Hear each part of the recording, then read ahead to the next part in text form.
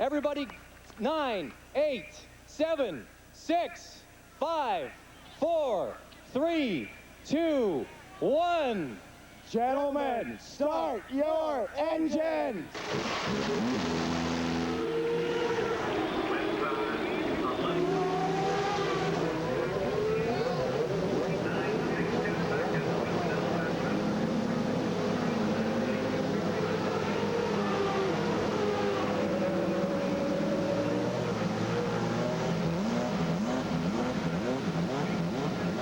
With the command having issued forth, 19 Ford Cosworth engines are brought to life. 20,000 horsepower or so, about ready to move onto the course here in Vancouver. The exercise that lies ahead constitute 100 laps around, or 2 hours and 10 minutes, depending on which comes first. There will be 3 pit stops for each competitor. They must stop every 30 laps. So that leaves us with 1 short leg within the race. They could come in as early as 10 and stay on a 3 pit stop strategy. They could come in for their first stop as late as the 30th lap. And there you see the windows through the entire event. That will be very important from a tactical standpoint for many of the teams, especially those starting from a little bit further back in the field.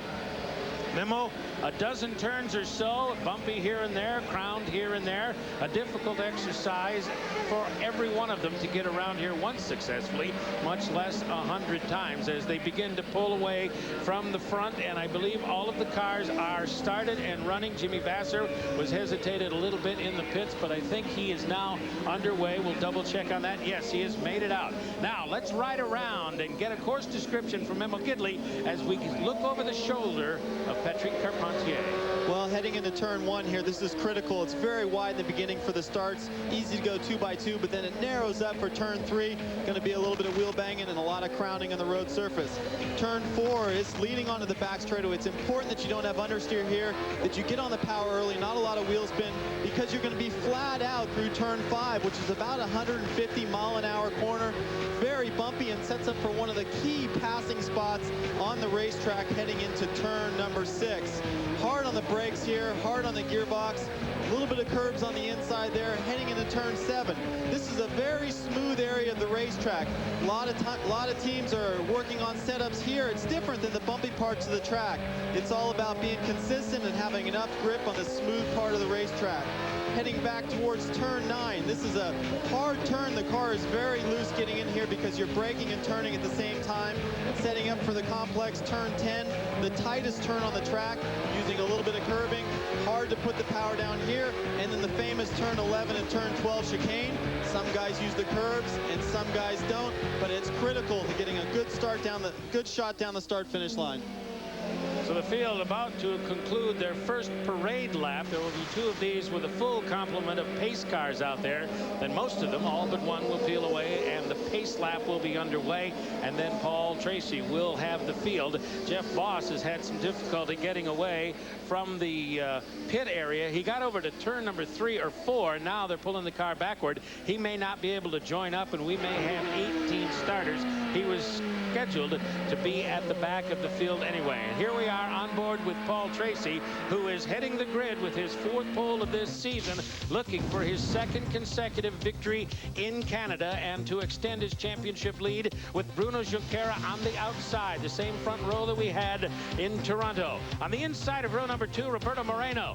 Keep an eye on him. He feels good. The development is there. The car has been fast, and he's won on this track. Jourdain on the outside, once a winner in his career. Sebastian Bourdais, the rookie who leads the rookie points and is in the championship hunt, and Carpentier on the outside. Patrick had that crash in practice yesterday in qualifying, but he was 2nd quick in the warm-up today. Keep an eye on him. Alex Tagliani, new team, new look, 2 podiums this year. He could be a factor. And then there is Oriol Servia on the inside of the next row with Mario Haberfeld on the outside. Servia's had a disappointing weekend so far, struggling just a little bit. Thiago Montero, the rookie from Miami Miami, Florida, and Portugal, and Mario Dominguez, who struggled this weekend, but he's shown speed this year. If he gets track position, watch out. Jimmy Vasser and Adrian Fernandez. They've been here many, many times. Adrian Fernandez has won in Canada. That was in Toronto. Max Pappas just recently back to the series, trying to develop the car and get used to the Lola. They've been off the pace, but Max is a fast driver, and Ryan Hunter-Reay. Walter Salas in one of the coin cars inside row number 9, and Rodolfo Levine from the Walker stable on the outside of the next row. And Jeff Boss, we saw his car being pulled backward a moment ago. He may not be able to accept the green flag in just a moment from now. We're now into the pace lap. One more time around, and we should go green for the 100 laps exercise that Vancouver is scheduled to be. We have several options to look on board. Sebastian Bourdais will carry us along through portions of this event in car number 2 from the Newman Haas stable. Of course, we'll ride with Paul Tracy from the point as he tries to roll away from the field, much like he did in Toronto, where he built up a lead of 35 seconds at one point. Patrick Carpentier with the helmet cam, a beautiful point of view there. Alex Tagliani as well. We'll look over the top of his head at the action in front of him as he approaches all of these corners. Adrian Fernandez in the Tecate machine. He will be one of our subjects of onboard coverage today as well. These are great pictures we're getting. The brilliant sunshine has been sustained for the last 5 days. It'll be around for another week, they say, in Vancouver and environs. But what a week it has been for racing enthusiasts here in Vancouver. And there's Jeff Boss coming out of the car. Disappointment, obviously, Memo. I mean, that's just awful when you have to stop before you even start. Yeah, that's too bad, actually, Gualter out there, but it's too bad that he has to start the race and actually not start the race. I know they always fight to, you know, get the cars out there and get the seat time, because that's what a guy like Gualter needs. He needs more laps because he's been gone from the series for so long. Todd Martin. In Patrick Carpentier's players pit, well, Patrick Carpentier had that crash that ended Saturday's qualifying session. At the time, he was trying Paul Tracy's setup on the car. It had been quick for Paul Tracy, didn't prove to be nearly as good for Patrick Carpentier. They went back to what they had on this morning's practice session. It worked pretty well. As Chris mentioned, second quick this morning. He'll roll off 6th, and look for Patrick Carpentier to move towards the front as this race goes along. And the field now snaking its way back onto the front straightaway. We thought we'd have a start at this point, but the yellow flag is out. Now that car in turn 12, that is Walter Salas, number 19 from the coin stable. And I believe the other one we saw earlier, Jeff Boss, was also being pulled backward. Both coin cars apparently have been retired before we get a green flag. Yeah, it was a bit confusing because we've got 2 yellow cars out there, and we're saying Boss, and Salas is on his helmet. So I don't know what happened to Salas. Definitely with Boss, there was some sort of mechanical. With Salas, though, he's actually turned around in the chicane and turn 12 area. So I don't know if he got hit or if he made a mistake and spun out, but it's very strange this early in the race. Meantime, let's go back to the pits. Don Martin. Dale coin team, but early you can see a shot. We have a shot of Paul Newman of Newman Haas wearing a dream catcher presented to him by a Native American woman just the other day. And the idea, says Paul, is to catch Paul Tracy in it. So in addition to the hardware, the high-tech cars, they're calling on the mystical spirits to stop Paul Tracy today. Chris? The mind games just don't cease, do they? It's terrific. So the field now at the southern end, I call it the southern loop or the lower loop of this course on the other side of Falls Creek, which constitutes turn 6, which is a high-speed entry and a right turn, and then a couple more right turns that you arc at the other end and left, and then head back north for the pit straightaway. That's where they're passing through at the moment, and we are into the elapsed time of the event, but under the yellow because they have to go to get Walter Salas's car, which is in a precarious position in turn number 12, just before the pit straightaway. So it's a little bit of a hesitant start here in Vancouver, as the lap count should be underway very shortly, but we haven't got them up to speed yet. And of course, this is an anxious moment for everybody in the cars. They're ready to do battle. They're ready to go fast, and they can't do it just yet. There you see the scene of the difficulty, and it doesn't look as though the car is yet up on the hook. So it'll be at least another lap, perhaps longer, before, in fact, a couple more laps before we can get to green, get this thing underway. Yeah, it's kind of when you're a driver out there, and you know, the first thing you want to do is you just want to get this race going so that you can start racing. There's so much buildup, and it doesn't just start with today. It starts with the week or so before this race even begins. So, you know, this kind of a delay really gets everybody kind of anxious a little bit more. It's probably going to make turn 1 a little bit more interesting. Well, it's a warm day. The sun is high in the sky, and the pavement is hovering around 100 degrees. The air temperature about 80 to 85 or so. You had mentioned the smooth nature of the pavement here. I mean, it's bumpy, but the pavement itself doesn't have much abrasive quality. Hard to get heat in. Does this help them in that regard? Yeah, this does help. This track is notorious for, you know, very, very difficult to get the tires up to temperature and get the grip to go fast right away. So having a few extra pace laps, as long as they use it correctly and are able to, you know, warm the tires up, you're going to see different techniques. Guys weaving back and forth, guys slowing down, speeding up to spin the tires, or just plain gapping, getting a gap in front of you and taking a run at a couple corners at speed to try and get the temperatures up and get the, you know, the traction there for you. Well, all eyes in a moment will be on J.D. Wilbur on the flag stand, whether we'll get the one-figure signal and whether or not he will tell them one more time around and we're going green. These laps are being scored. We now have gone one lap with Paul Tracy in the lead of this event, and Jeff Boss and Walter Salas are listed in the 18th and 19th positions with no laps concluded, and it doesn't look like they will compete at all today. In front of the Science Center, this is the chicane, a complex of turns here that require a fair bit of precision getting through there in order to set up for this corner onto the front straight. It all works in combination, and the chicane's part of it. Yeah, the chicane is a real key. You know, it's real easy to get into the chicane too hot, lock up the tires and slide a little bit wide and not have a good run down the start-finish straightaway, which opens up an opportunity for somebody to pass you. So the chicanes, the timing of them, not hitting them too hard, not damaging your car, very important. Sometimes it's just not a good day for an owner. Don Martin's with one of those. Dale Coyne, and can you shed some light on what happened out there in warm-up? The guys were just trying to warm up their tires, and Jeff just kicked a little sideways right away and tapped the wall, and I think Walter was hoping to slide it through this chicane a little harder and just took too much curve, and it kicked the car sideways on him. So both guys trying to get their tires warmed up a little too aggressively. Any indication as to whether either car can actually... No, they're both done it. You know, Jeff's is the least damaged, but they broke the wheel pretty hard, so we'd be afraid to run that upright. So yeah, we're done. Tough weekend. Well, thanks, Dale. Todd Lewis. All right, at Bruno Junqueira's pit, of course, he's starting alongside Paul Tracy on the front row. Asked the team, is he going to go for it? Is he going to go get him right away? They just calmly shook their head and said, no, we'll wait. This is a 100-lap race that's already underway. They figure they've got plenty of time.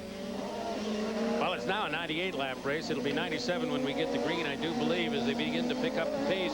There you see Patrick Carpentier, the pace car, is pulling away, leaving it up to Paul Tracy at the lower loop, and they'll bring it back and try and get into some sort of 2x2 setup before they get back to the front straightaway. Perhaps we can pick up a green flag here coming back to the straight.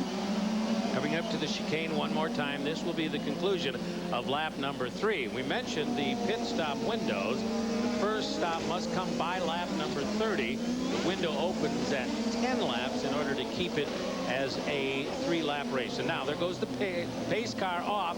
Tracy leads the charge onto the straight. A little bit ragged back there, but they come out. Now they'll line it up. J.D. Wilbur will take a look, and he looks and he raises the green flag. We are underway in Vancouver. Critical turn 1 coming right now. Little bump there. Oriol Servia gets sideways, gathers it up. Adrian Fernandez wide on the corner, but it looks like everybody got through except Mario Dominguez. That's, you know, what happens is you get side by side there, and there's just not enough room. Actually, a couple cars stuck there in that section. Now the number 7 machine, that is Thiago Montero and Mario Dominguez in turn number 3. And Bruno Junqueira did get the jump at the point. He is leading Paul Tracy into turn 6 at the lower loop. And there are the 2 that got tangled up on our stop. The Dominguez car seeking assistance. Also back here, we have 3 cars involved. So we'll wait and see exactly what happens at the flag stand. We do now have a full course yellow, so the jump went to Junqueira. He will lead the race. They will slow it down. The pace car will come out, and they'll go out and get 3 more cars. Here we come on the start. Tracy got jumped as he came off 12. Junqueira up the outside, and he took it away from him immediately. In fact, he had a 2-car length lead as he crossed that start-finish line under the green flag. We see here that Bourdais has a puncture, so he'll be coming into the pits to get that taken care of. And you see some of the cars sliding around. Here's Bourdais. That was too bad for Moreno because Bourdais got on the inside and then clipped his rear wheel, and that's what spun Moreno around in turn 1. So Bourdais in the pit to get the necessary service to get back into action. Also in is Adrian Fernandez.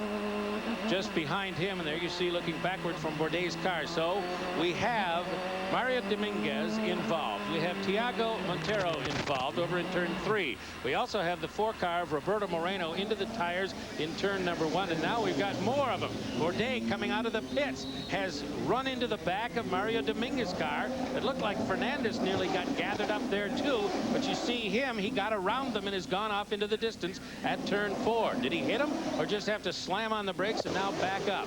I don't think he hit him. Yeah, that's Tiago Montero and Mario Dominguez were stuck on the track there, and Bourdais comes into the pits and he gets, after making contact with Moreno, and then he goes back out and doesn't really know where those cars are, doesn't slow down enough with the yellow flag that's obviously a full course yellow, ends up running into the back of Dominguez. Kind of a double whammy there. So Bourdais catching up with the pack. Meantime, Oriol Servias come into the pits. Mario Dominguez, you can see that the front wing is probably damaged. They're going to try and drop the clutch and get him going and see if he can get around to the pits for service. He's saying, push, come on, push me a little more. I need a little momentum and I can fire this engine. That's what he's trying to do.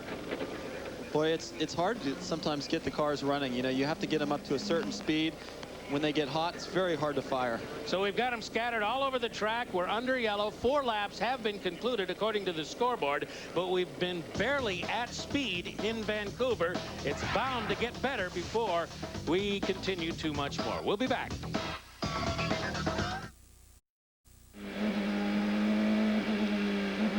Back in Vancouver, still under a full course yellow, but just a lap to go for the leaders on the front straightaway. We're looking back out of the cockpit of Mario Dominguez's car. He has wing damage and is expected into the pits to get that taken care of. Meantime, those that are pointed in the right direction and whole are still warming up their systems. On board we are with Bourdais, and Todd is there. Making his 3rd stop already of the afternoon. They had tire pressures that were too high on the previous set. They inspected the rear wing, the front wing rather, after that contact. It appears fine. Sebastian Bourdais topped off and ready to go. So he'll join the serial over in turn 4 or so. Mario Dominguez, meantime, in the pits. Let's go there. They're changing the tires. They will remove the front wing, Chris. They'll take it off. If they can replace it, they will. If not, he'll do another lap just so he doesn't get another lap down. It looks like now they can put that front wing on, in addition to the change in tires, and then Dominguez will be good to go. Meantime, the bulk of the field out on the long straightaway. There you see him. Bruno Junqueira leads this race. 2nd place belongs to Paul Tracy. Carpentier got a great start. He's in 3rd. Tagliani got a great start. He's in 4th. So 3 of the top 4 are Canadians. Then Jourdain, Manning, Haberfeld, Vassar, Pappas, Fernandez to look down the list a little bit further. At the beginning, Walter Salas and Jeff Voss were unable to start. Then Moreno and Montero and Dominguez have been involved in incidents. Servia's had some trouble, and they are all at least a lap, most of them 2 or more laps down to the field, and we should get a start when they get back up front here. I'm pretty sure Paul Tracy was surprised how early that green flag was thrown, because he's not one to sit back, and I think he's a little bit ready to go here, a little anxious. Well, already picking up the throttle is Junqueira, and Paul goes with him. The pace car is off and the green flag is out. This is the conclusion of lap number 7 of 100 in this event. Perhaps we'll put a few green laps together now that we've got things a little bit sorted out there. Some of them still working on damaged race cars and their setup and tire pressures, but the contenders are sailing off into the distance onto the straightaway. The first time really in anger that they've gone through this piece of pavement in the last 15 minutes. Bruno got a little bit loose through turn 5. It might allow Paul to get a little run, but I think he's just a little far back to make it happen going into turn 6. Turn 6 right here, hard braking area. A lot of people miss this corner. It has a long and broad runoff. There's no reason, if you've missed the corner, to damage the car. You can get back on the track. You're going to give up space, but there's plenty of room to get out of trouble over there. Yeah, as a driver, it's hard to make that decision. Okay, do I try and go straight and lose a lot of time and not damage the car? Do I try and make the corner even if I have to flat spot some tires and just make it? So it's difficult to want to go straight there. Let's go to Todd. Well, with an update from Paul Tracy's pit, you mentioned it, Memo, that he was very surprised that Bruno had jumped the initial start. Well, that's the feeling of the team as well. They're trying to get a hold of Chris Neifel right now. They're protesting. They believe Bruno jumped that start and did not give Paul Tracy the proper advantage for being the pole setter. So we'll see how this one works out. Well, there's no question that the one car got to the start-finish line beneath the green flag well ahead of the man on pole. Normally, you want the pole guy to lead the start of the race. Yeah, it was really early, and actually during the laps after the yellow, I saw Paul pulling up next to Bruno, and I'm sure he was like, hey, what's going on? You got to, jump the start and get a pass that way? On the lower loop, they worked through, working leader lap number 9. The gap between Junqueira and Tracy last time through was 0.6 of a second. 65-second laps is what they're turning right now, as they're really still bringing the systems up to full song and getting their tires situated. They've only had 2 2/3 laps at speed, so heat into the tires is still a little bit of an issue. Not so much as they conclude this 9th lap of the event, and into turn 1 will go, and the gap grows just a little bit that time through as the leaders trim a second off their lap time. The fastest race lap in the history of this event has been 61.5 seconds. They just ran a 64.1 at the front. Yeah, they're definitely picking up the pace, and I think that this section of the track, turn 5 and turn 6 section, is going to be key for Paul to make a pass on Bruno, and he's kind of, inching up just a little bit. I think that's where you're going to see it happen. Hard on the brakes, Junqueira. Paul right behind him, keeping the pressure up. Junqueira lit him up a little bit. Paul did not, and the space remained about the same. Does that tell us anything about the handling? Yeah, well, Junqueira also with locking up the tires there, that's not really what you want to do, especially early on. It basically creates a flat spot on the tire, and you lose a little bit of grip. So Paul's just back there licking his chops going, all right, Bruno, just keep making those mistakes, and I'll be right there to capitalize on it. He did notice that then. Oh, yeah. Out of the straightaway, this will make it 1/10 done, and we've had 4 consecutive green flag laps, and into the corner they go. Paul got a half second back that time. So whatever he did to pick up the pace, it worked. He is now very close and in contact with Junqueira. 64.3 that time around for Junqueira. 64 seconds flat for Paul Tracy. So it was a speed up by Tracy, not a slowdown by Junqueira. Yeah, Tracy's car seems to be coming into its own. It seems to be working pretty well. He doesn't seem to be throwing it or sliding it around. He's just kind of, I think he knows that Bruno's starting to come back to him a little bit. He's just going to wait. When the opportunity opens up, he's going to pounce on it. And the two next in line, Carpentier and Tagliani, did 63.9 and 63.8 respectively. So they had dropped off this lead fight, but they're now closing on that lead fight, at least based on the last lap around. Yeah, Patrick is looking really good. If you just see him on the bottom of the screen when they go by, and he's actually just about in contact with Tracy. And as long as Bruno's up there kind of holding up the train, then Patrick is going to catch up to him. And we know he's got a good car. 63.7 that trip for Junqueira. He speeds up, and so does Tracy at 63.9. It's Junqueira at the point, and Paul Tracy, Carpentier, and Tagliani. At 170 miles an hour, we ride with Paul Tracy, still stalking Bruno Junqueira from about a half second behind into turn number 6. We're working lap 14 of 100 here in Vancouver in this important chapter of the 2003 Kart Champ Car season. In terms of the championship, there they are, 1-2. And on the lower loop, it is still Junqueira. Closes up a little bit there under braking, but on the straightaway, Junqueira pulled him a little bit the last trip through, and he has expanded his lead over the last couple of laps to 0.6 of a second. Carpentier now trails in third, 2.3 behind the man in front. Tagliani is now 4 seconds off the lead. So it's a two-car fight for the front, and there he is, Tracy, on the front straightaway, where he's been just about every lap, almost tucked under the wing of Bruno Junqueira in front of him. I think Tracy realizes that, it'd be nice to settle back and just, not make a pass, but he wants to get in front of him. I mean, there's nothing like having a clear track, clear sailing, set your own pace, and not have to look at somebody through your visor. So I think he's going to want to make this pass. On lap number 15, there are about 15 to go before the pit window closes, before they must make a pit stop, but the first window is open. Anybody could go now and still keep it a 3-stop race. but the leaders will not do that until the last moment unless a yellow comes out. Right now, everything is going just fine in that regard. On board from the helmet cam, Patrick Carpentier at the Science Center. Look at the wheel as he moves through those 3 successive turns in quick order.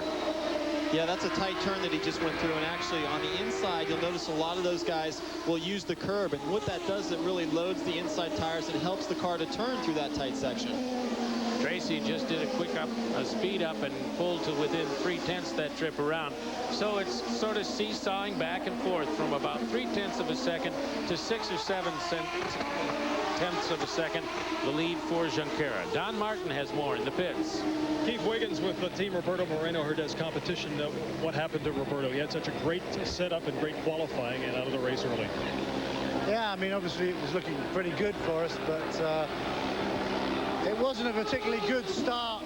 I know they were very spread out, and maybe they shouldn't have done that, but I think it's too unfair to say exactly. It wasn't a blatant bad move by anybody. I mean, Hordez was there and obviously hit him, but he was coming down the inside, so I guess he just reserve it as one of those things that happens. Racing luck. Thanks very much, Keith. Chris. Two front runners hard over the curbs, and lap 16 is now history.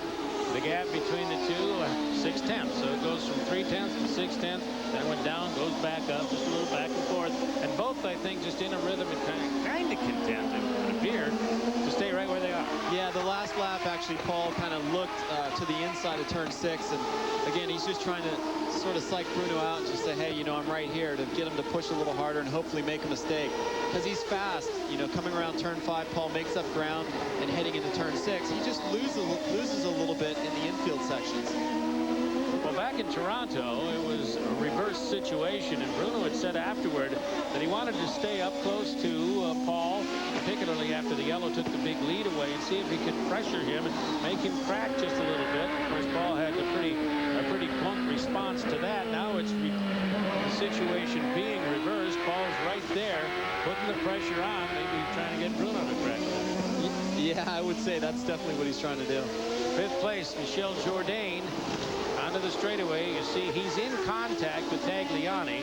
It's a bit of a fight for 4th, at least developing. Jourdain trying to pick up some ground and come up behind the 33 car with Rocket Sports and Johnson Controls through turn number 3, coming up to number 4. There's Jourdain.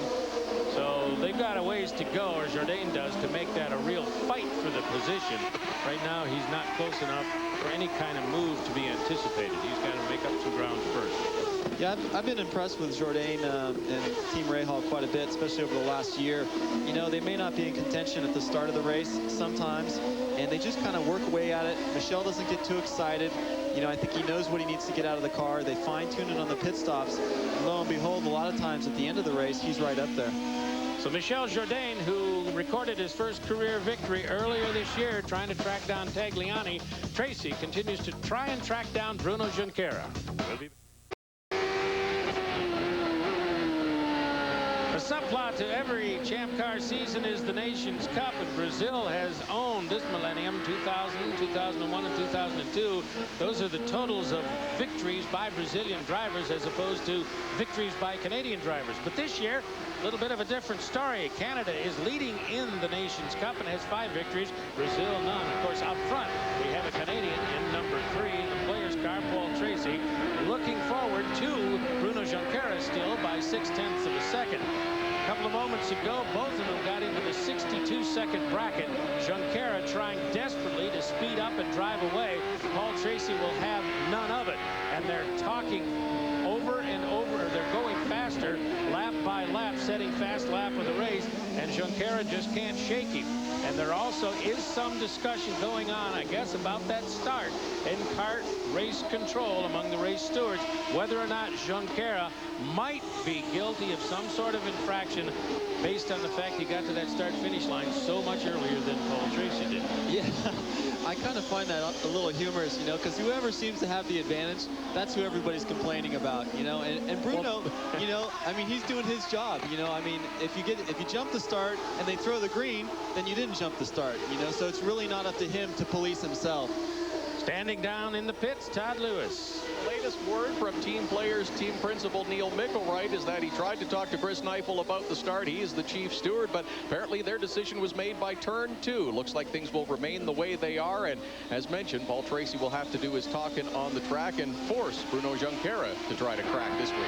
Okay, so the discussion is over, and we'll just keep on racing. 0.8 of a second between first and second. Junqueira has it. Tracy wants it. Carpentier's drifted back to a 5-second deficit. Tagliani is now 8 seconds off the lead, 3 seconds behind Carpentier. So it's spreading out behind these two. Junqueira just did a 62.7, now a 63.0 as he hits the lines again. And Paul Tracy comes by a little bit quicker than that, closes the gap again.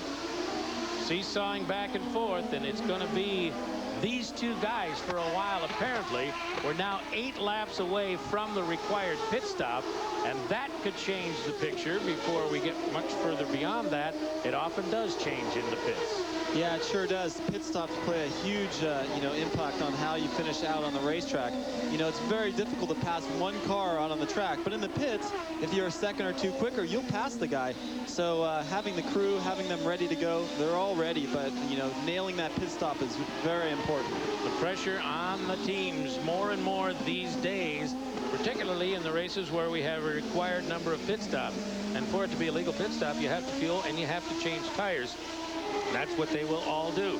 There have been times in the history of this series when people elected to go with fuel only and stay on a set of tires, but that is no longer a possibility. Let's go to Todd Lewis. With more on Michel Jourdain, he got held up in that initial incident at the start, and that's how some of the other players got around him, but just spoke with the team. He's now turning his fastest laps. He's gaining on Alex Tagliani, and he's developed just a little bit of a push, but generally likes the car, fellas. He's lapping at 63.9 last time around in lap number 23. His fastest lap of the race was lap 18, so his quickest was a little while ago, and there he goes. Paul Tracy gets a run, and into first he goes. He saw the seam on the high-speed straightaway, set him up lap after lap. He must have seen something because he pulled that off with authority. There was no question he was going by. Yeah, it's that high-speed section we were watching where he was so fast, which is turn 5. It's a flat-out turn, but you can't make a mistake, get sideways, and lose time. And I'm pretty sure Bruno got a little sideways there.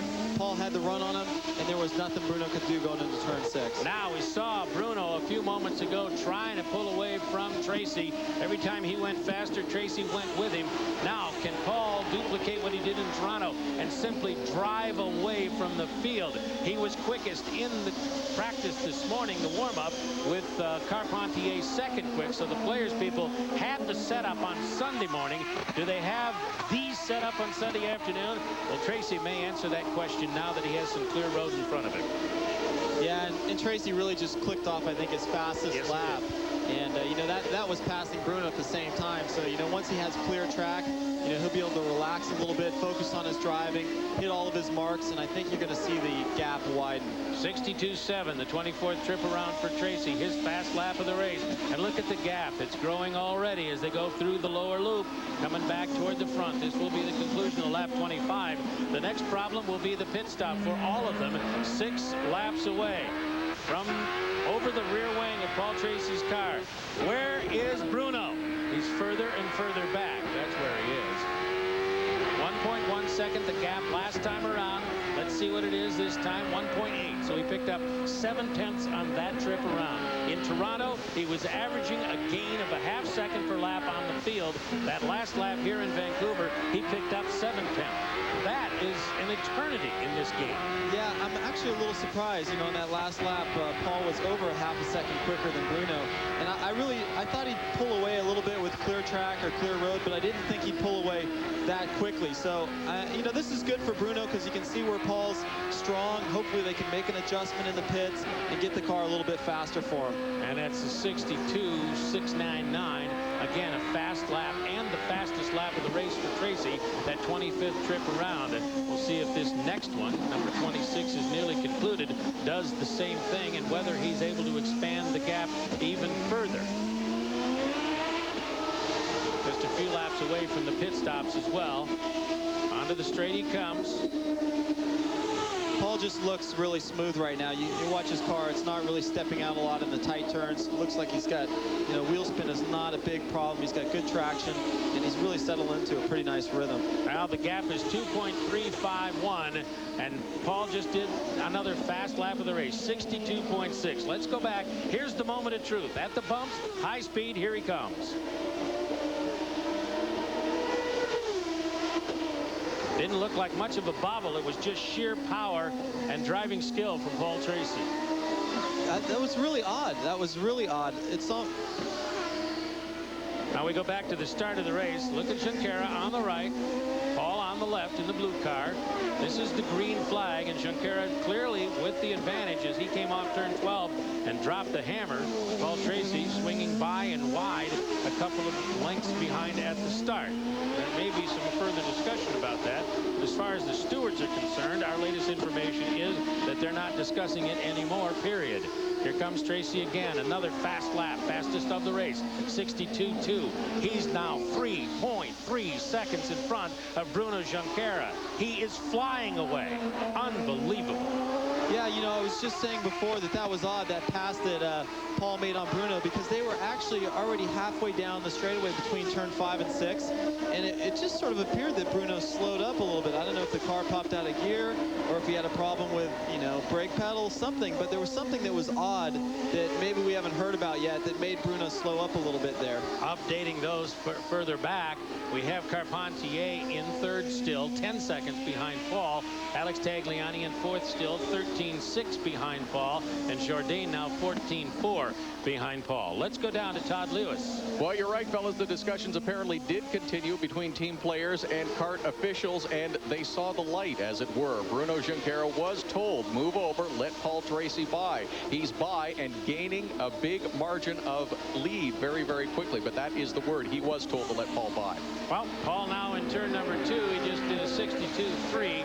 Now that's not another fast lap. So he did 3 consecutive fast laps of the race, got up to 4.2 ahead of Junqueira, and now is faced with a pit stop just a couple of laps from now. Carpentier has got his 28th lap in, so does Tagliani and Jourdain and Manning. All of them will be coming to the pits very shortly, along with Haberfeld, Vassar, Pappas, and Ryan Hunter-Ray. All of them must pit on the same lap. The rest of the field out there has a little more time because they pitted under the yellows and changed their sequence. On board we are with Patrick Carpentier. This is turn 6, diabolical. And look at the bumps down there. I mean, this is a rough course. You told us about that, Memo. Yeah, it is rough going down that back straightaway between 5 and 6. You know, the car is bouncing off the ground. Your helmet's bouncing. You're trying to downshift. Everything is happening out there. It's actually kind of a relief to get in the section he's in right now, because although it looks still bumpy, it's relatively smooth to the back section. There's Paul Tracy at the line. Lap 29 is done, so he'll make a pit stop next time around. 62.3 that trip. 5.4 is the lead against Junqueira. Of course, at Toronto, he was able to build up a lead of more than a pit stop. He was in and out before anybody else came into the pits, which is a tremendous advantage. He doesn't have that advantage here, but he will get to his pit, which is the furthest one down pit road toward turn 1. He's in absolutely position A1 to get in and out cleanly. Yeah, he is for sure, and having a fast car, you know, he's obviously just ripping off the fast laps right now.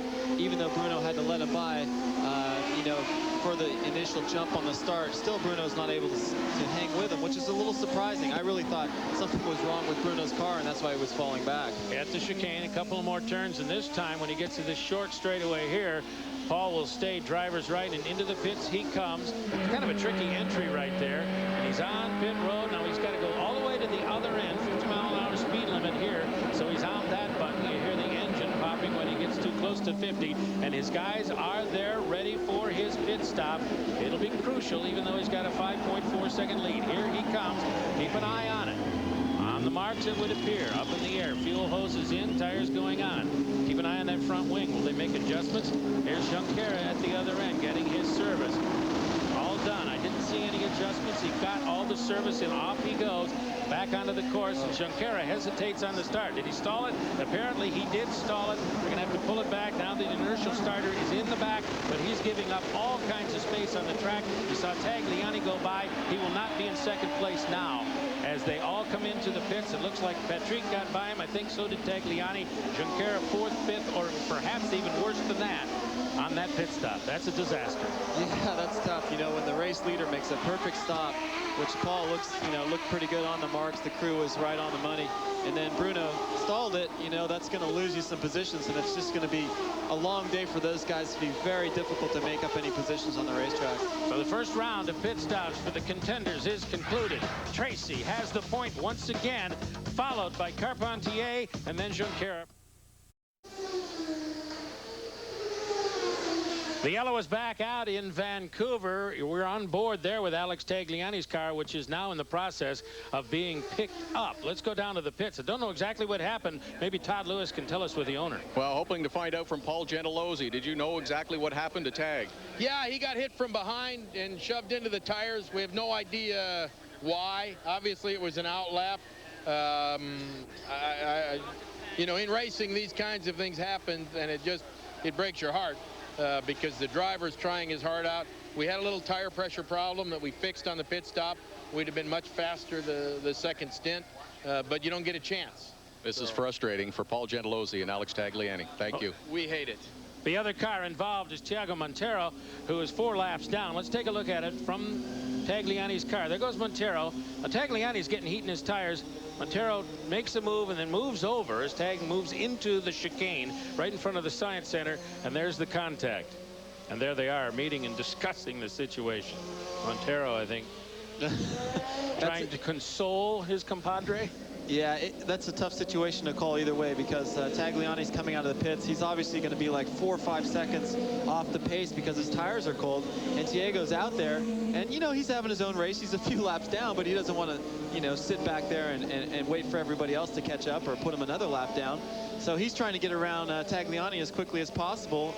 But, you know, it should have left a little bit more room so he didn't run into him. Montero was on warm tires near the end of a run. He had 7 laps to go before he had to pit, and he was just trying to get around him on warm tires, and Tagliani trying to get his fresh tires taken care of. And there he is once again. A couple of years ago, he was on pole and led 2/3 of the race, and his car broke in just about that same position. He may be leaning up against the same wall, waiting out the laps like he did 2 years ago. Paul Tracy leads the race after 33 laps. Patrick Carpentier is now in second position.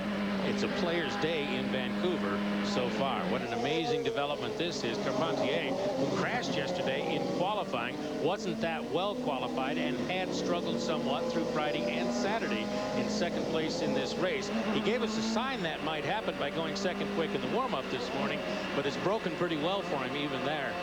Yeah, I mean, you know, Patrick's in a good spot now. You know, he's sort of got a clear track. He's in back of his teammate, and we know his car was good from this morning in the warm-up. It's really going to put, you know, the pressure is on Bruno, because he's probably got a faster car than Patrick, or is a little faster, and he's got to get around him. But Patrick may, you know, make some changes to his car and be right up there. So the cleanup does continue as the field starts to snake through the chicane. Now there goes the Jets Go plane with the secret Molson Indy number, a part of the Global TV Molson Indy contest for a trip to the Molson Indy Montreal. Make sure that you enter at Canada.com.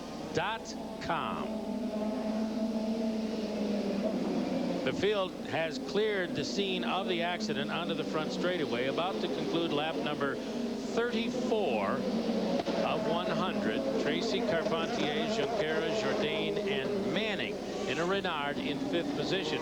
And that's a pretty good story developing right there with that youngster from Derek Walker's stable. Yeah, Manning has done a great job. You know, a couple of their drivers, Haberfield had done really well on the start and moved up.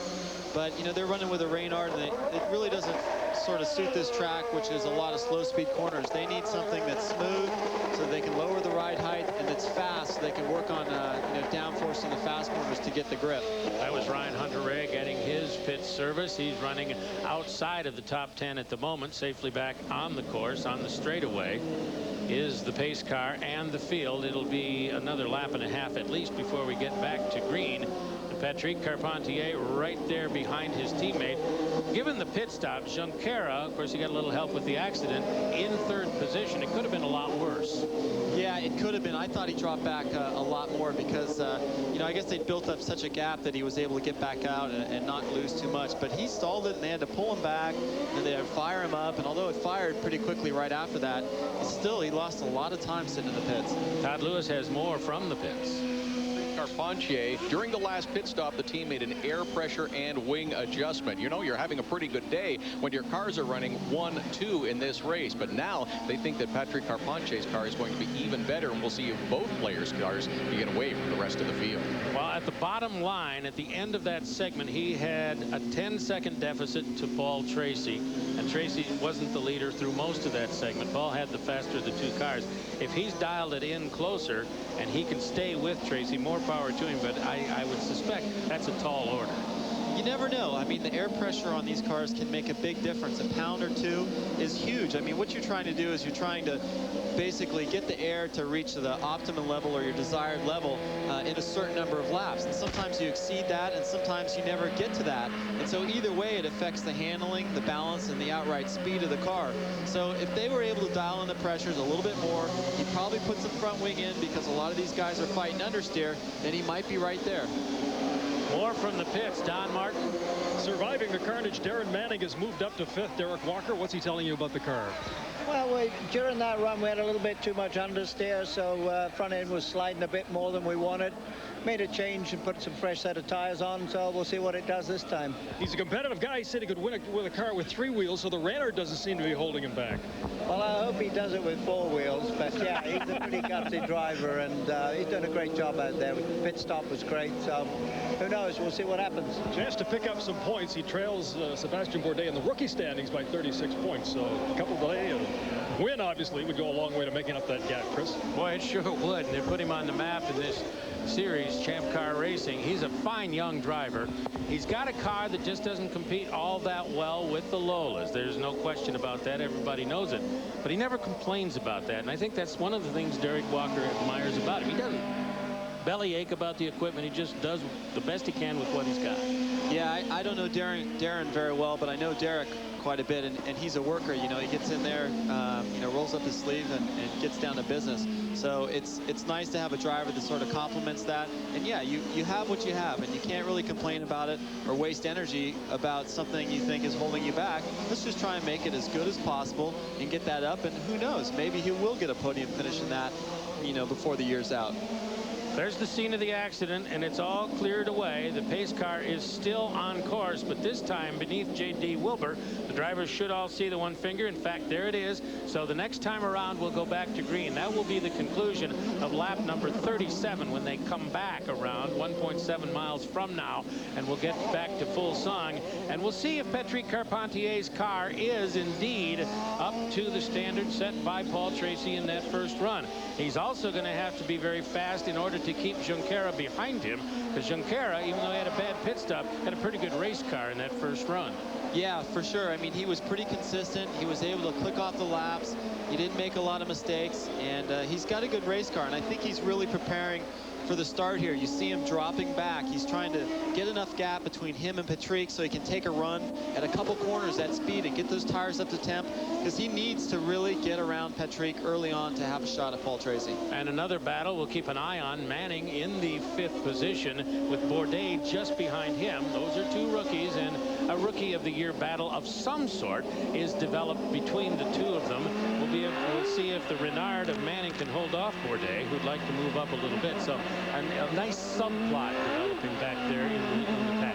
Yeah, that's going to be interesting because, you know, Manning, as we spoke, is on the Reynard, and they've really been struggling, yeah, a little bit on time, but also on cold tires. I talked with them, and it just takes a while to get those cars, the tires up to temperature, and they fight a lot of understeer early on until the tires get up. So it's going to be interesting to see if he can hold off Bourdais those first initial 2 or 3 laps. So Paul slows it down as the pace car pulls away, and I think he spun his tires a couple of times to get some heat in the back tires, because we're going to get a green flag about 4 turns from now. They're in the chicane, looking back from Paul's car at Patrick Carpentier in the gold helmet back there. Here they come, and the green flag should fly as they get off that corner. J.D. Wilbur still looking at him. Now he does display it. We're racing again in Vancouver, and here comes Paul. Got a good start. Staying with him was Carpentier, then Junqueira, Jourdain, and Manning into the corner. Manning swings wide, and Bourdais did get underneath him in the turn. So right away, Bourdais, the leader in the Rookie of the Year challenge and a winner 3 times this season, ducks under Manning in turn number 1 and picks up the position. Yeah, you can see Manning get wide. You know, he just can't get the car turned on those cold tires. And what happens is then Bourdais or whoever else is behind him now gets a run on him and makes the pass. So Bourdais has an idea that he's going to do something with Jourdain. And here comes Jourdain against Junqueira. And Jourdain takes 3rd place. Can he hold it as Junqueira comes underneath him on the turn, but he cannot straighten it out and get the position back. And also right there is Bourdais attacking his teammate. He'd like to get that position, which is now 4th away from Bruno Junqueira. Boy, that was a sweet move. You know, I don't think Bruno even saw that one coming. You know, Jourdain must have got a heck of a run coming through turn 5 and just bolted to the inside at the last minute. Very, very late on the brakes. And a lot of wiggles in there in the twisty bits from Carpentier and Junqueira. Still on cold tires, not fully up to full song, I would suppose. 1.6. So Paul drove away by a second on that lap. Tracy, Carpentier, Jourdain, Junqueira, and Bourdais. That is the top 5. And there's a report from the pits that there could be a tire problem, maybe something going down for Junqueira. I mean, he's all over the racetrack. Yeah, he is. He sure is. He's fighting that car. You know, boy, just a little bit loose through there through turn 5. You know, he may have a puncture in the rear and losing some tire pressure. I was going to use that word if you didn't. He is really all over. And look at this battle back here as we have Haberfeld making a move into the corner. Darren Manning still trying to hold on to his car. That was against Ryan Hunter-Reay. Haberfeld got through. Mario Dominguez, who had trouble at the beginning, trying to fight his way back into some sort of position and back to the points. He is a couple of laps down, but fighting with that serial, getting good seat time, quality seat time. These guys are all over each other. Mario right there as he moves up behind Ryan Hunter-Reay, trying to get a handle on him, and so far not able to do that. Max Pappas in that serial also. Rodolfo Levine is there. Paul Tracy's concluded his next lap and now leads Carpentier by 2.7. So Tracy is drawing away in great big hunks of pavement lap by lap. Yeah, Rodolfo Levine down to the inside of Pappas, nearly touching. Pappas ducks down inside. Oh, very close. Some classic slice and dice there. Gets on the inside of him, you know. Can't hold it, slides out wide. The other guy comes back and attacks. Very good. That's a battle for position between Pappas and Levine. It was Pappas's position at the start-finish line. Levine went by, then Pappas answered back. There's Jimmy Vasser. He is working against Pappas, or was a moment ago, also trying to move up. That is Mario Dominguez, who is picking up some time. Now, this is not for position. Dominguez is driving by these guys, but he's 2 laps down. No, this is for personal satisfaction. There you go. I mean, you know, he's a couple laps down. He had that problem early on. You know, he's got a pretty good car. He just passed Vasser, and so he's moving up. It'd be interesting to see. He could get a break and catch a lap, but it's doubtful that he's going to get 2 laps by the end.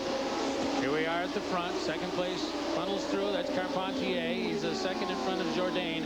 And Patrick, that trip was 3.1 behind Tracy. Tracy just ran a 65 on a relatively heavy load of fuel, 20 laps away from the next pit stop. 66-second lap for Patrick Carpentier that time. Also for Jourdain. Junqueira holding on to 4th spot. No sign he's going to go to the pits. Tracy on the point. We're in Vancouver. For Team Rahal puts the move on Bruno Junqueira and takes over a 3rd place. It was originally suspected that Junqueira was having tire pressure problems. His pit says that's not the case. Everything's okay.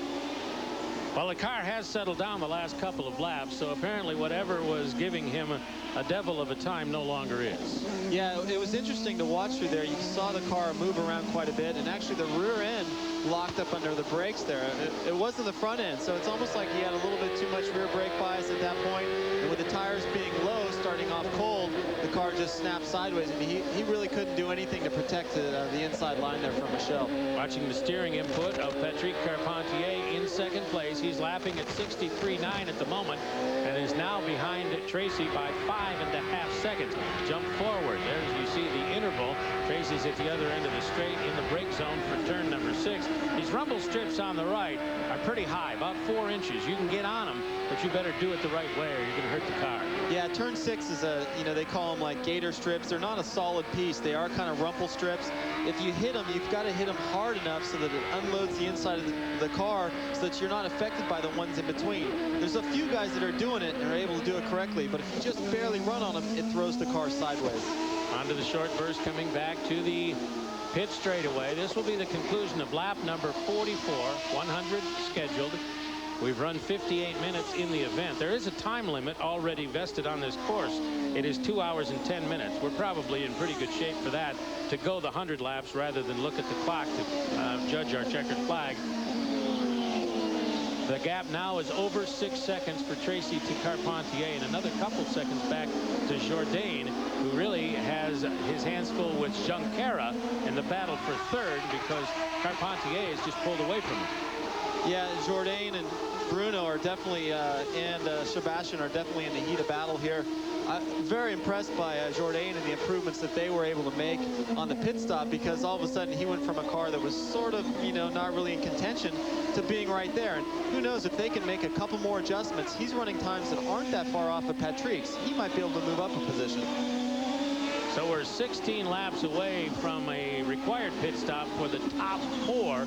Cordes and Fernandez in the next position are 18 laps away, slightly out of sequence. And let's go downstairs once again. Todd Lewis is standing by again. A little update on Adrian Fernandez, fellas. He had a horrible weekend to start. Asked the team earlier in the weekend how they were doing and what they were going to change after the first qualifying session, and they said everything. Our car was terrible. However, it certainly is getting better today. He started in 14th position. He's up to 6th, and had a little build-up on the tires earlier, but he is very happy in that car right now. While the leader's lapping in the 62s and Fernandez is lapping in the 64s, so he's not going to drive to the front, but he can rescue a weekend on Sunday. He knows how to do it, and he's a good example of why you just keep your nose clean and wait for things to happen and keep out of trouble on a track like this if you can get track position. Yeah, there's some weekends where you have the car to win a race, and there's some weekends where you don't. And I think Fernandez has enough experience and is smart enough to realize that, hey, I'm not going to win this race on outright speed, but if I'm smart and I'm consistent and I capitalize on people's mistakes, then I may move up quite a bit. There was contact in turn 6. It may have involved Darren Manning there in the 15 car. He's a little slow off turn number 6. Let's go back and see if we can revisit what went on down there. Okay, there's Fernandez. Manning coming down the inside. And they just rub shoulders as they go into the corner, and the wing ripped off the Fernandez car as they went through the middle of that corner. He didn't quite have the pass down to the inside, and then he got pinched by Fernandez. Yeah, that was, with Manning coming down the inside, he wasn't really there, but he couldn't really do anything about it at that point. He was already committed. Fernandez on the outside, it knocked off the right side wing that runs on the side pod in front of the wheel on Fernandez's car, which is going to affect it through a high-speed section like turn 6, which they just went through. It's called a flugelhorn, and it picks up a lot of air. I did a piece on this a little while ago, a couple of weeks ago back in Toronto with one of the teams, and if you got 5,000 pounds of downforce, you've got maybe 2,000 on the back, 1,500 on the front, and a certain percentage from the center of the car where the flugelhorn is. That will affect his handling. The same thing that happened to Bourdais at Cleveland and nearly cost him the race at the end. Yeah, it's a big, it looks like a small wing, but, I always tell people they don't understand how a wing works. Put your hand out of the window at 60 miles an hour and see how much the air pushes it down. And then imagine actually creating a wing that's designed to create downforce. A small wing like that can produce a couple hundred pounds, which makes a huge difference for outright speed and grip on these cars. In Bourdais' case at Cleveland, when he lost the flugelhorn, he was nearly caught by Tracy, and then the laps ran out. He took the checkered flag. He got the victory. I talked to a couple of aerodynamicists after that, and I said, if there were more laps to be run at Cleveland, what would have happened? And they said Bourdais was toast without the flugelhorn. it's an important aerodynamic piece that may spoil Fernandez's day before this is all said and done. We're riding with Bourdais. He is in the 5th position. Let's go downstairs to Todd Lewis again. Well, another check with the Adrian Fernandez team after that contact. They did lose a little piece of the aerodynamic bodywork, but Adrian Fernandez not complaining about a problem in the car right now. So again, he's going to hopefully soldier on and continue to hold a pretty strong position. To Don Martin. Routine maintenance scheduled for the next pit stop for Darren Manning. They are gradually preparing for that. There's no emergency. His car was all right despite the contact there. So all A-OK system for Darren Manning at this point. Chris? Okay, Manning has slipped another spot, as we saw because of the contact. Number 34, Mario Haberfeld, with the MyJack operation, is up in that next position behind Fernandez. That is position 7 in the race, and that's a great run for that rookie, one of the best of the year. Yeah, they've done a great job. It's the same team, Haberfeld and Manning, and you know they're struggling with the Reynards a little bit, but they're just chipping away at it. I know a number of people that work on that team, and they're happy with the car as far as the balance and the progress they make. They just don't have enough grip on a course like this to really challenge for the lead. But it's always nice to get a result. When you're running in 7th, it gets the juices flowing even a little bit more. Here we are, 1 and 2. Paul Tracy, Patrick Carpentier. It's a player's day in the sun in Vancouver, at least until now.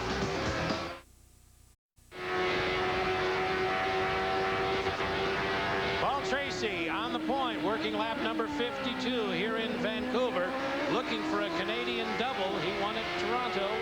He's now looking for a victory from pole here in Vancouver, and he is sailing along, having built his advantage up to 9.2 seconds against second place Patrick Carpentier, 14 seconds over Jourdain, 14.8 over Bruno Junqueira, and more over all the rest. As we ride along on board with him, I always like to at least spend some time in mid-race with the leader on board if we can, Memo, and just take a look at how it's happening. Take a look at the tires as they heat up and cool down through corners and this, that, and the other thing, to see if there's anything that might give us a clue that it's perfect or something might be a little awry. Yeah, the big clue, I think, when you're watching on inboard like we're watching right now with Paul Tracy, is that you really don't see a lot of corrections from the middle of the corner out with the steering wheel.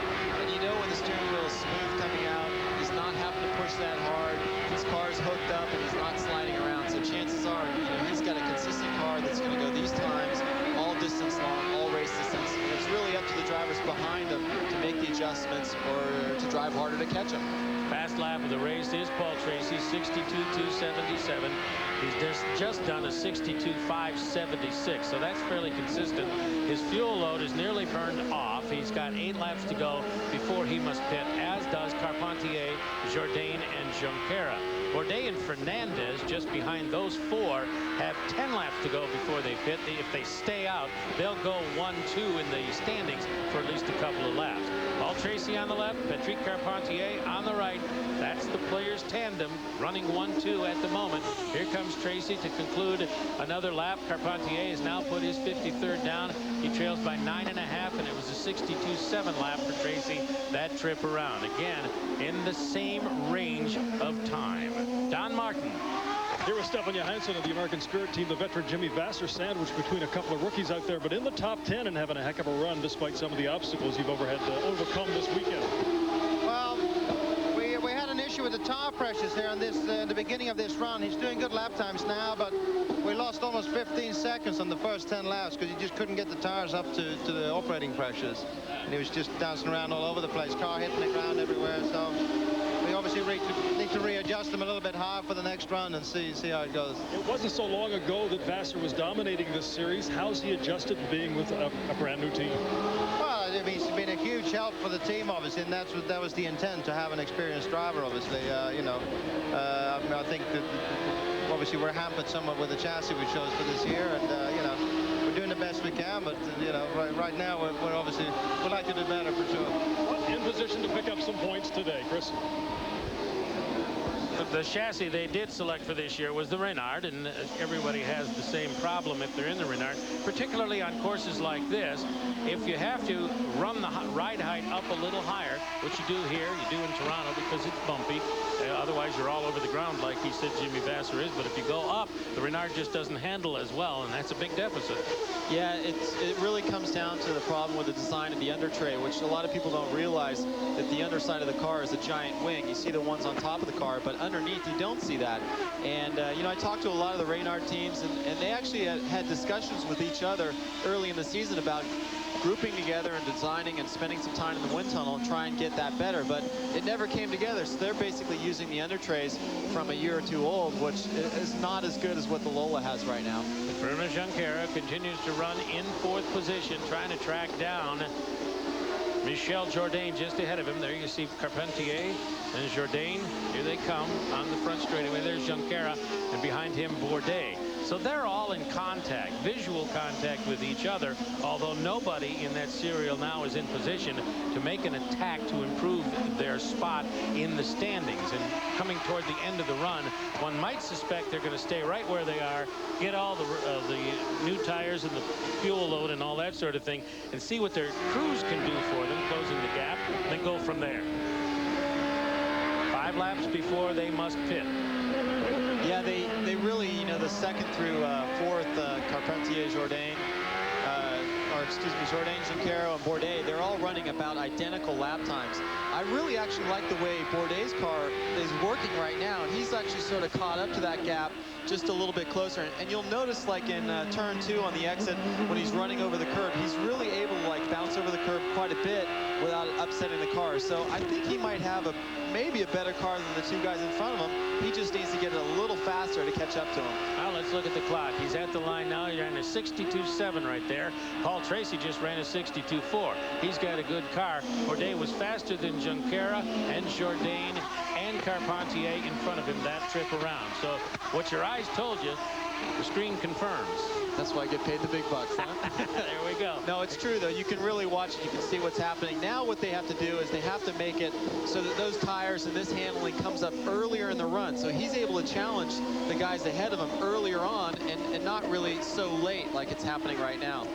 They're in the lower loop. Paul Tracy's 13 seconds ahead now of Patrick Carpentier, having turned a 62.4 just a second ago. We're closing in on that 2nd pit window, and the lead contenders are right on schedule. You know, the 30 laps, 60 laps, 90 is the optimum position for the pit stops.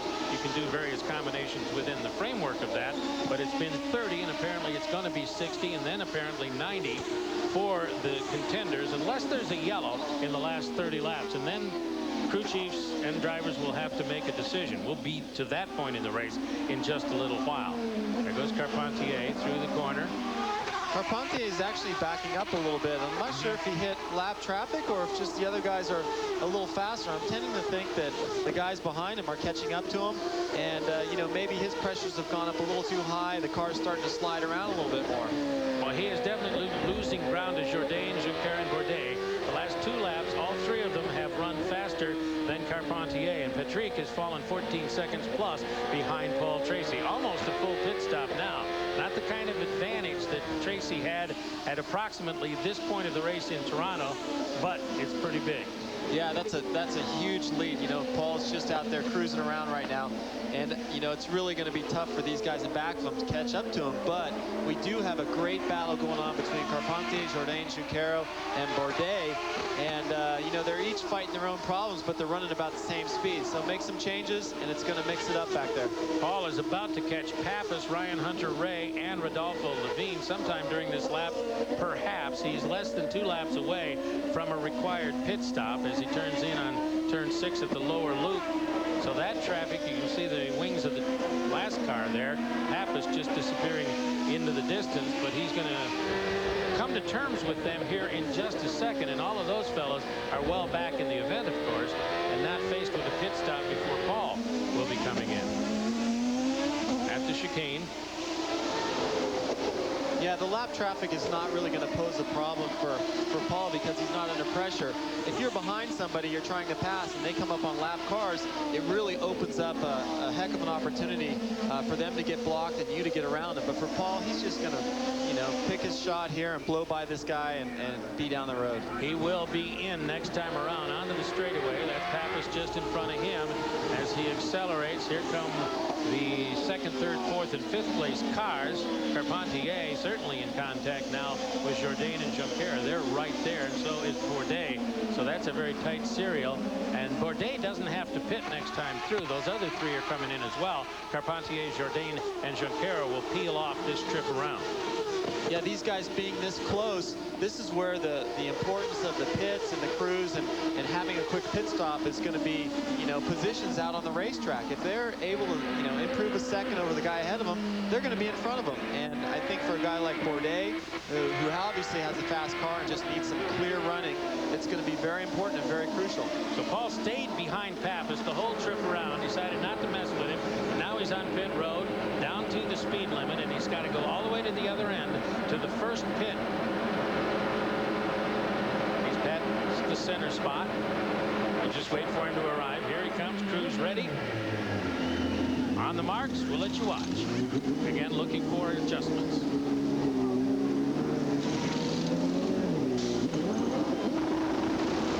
Again, no turns on the wings, just 4 tires and fuel, and off he goes. Junqueira getting his service at the other, a little further back, about 100 feet behind Paul's pit. Don't see any adjustments on the front there either. And he pulls away. Carpentier is being pushed away. I think he got out ahead of Junqueira, and Junqueira might have gotten out ahead of Jourdain. We'll have to wait and see. Meantime, Bourdais did stay out and moves into second place. In fact, next time around, he may be listed as the leader. This is Darren Manning, who now is running in the 8th spot in the race. From our overhead look, you see the crew do their work and push him away. And we'll wait for the scoreboards to settle down. There's Carpentier.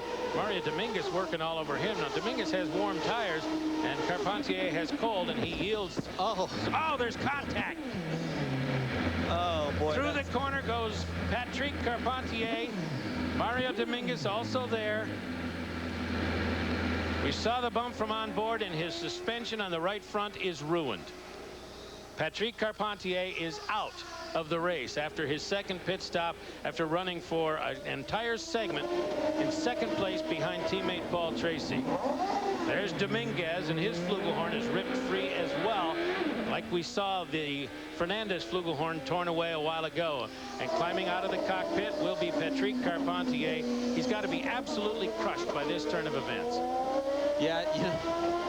Let's take a look at what happened as they came to the corner.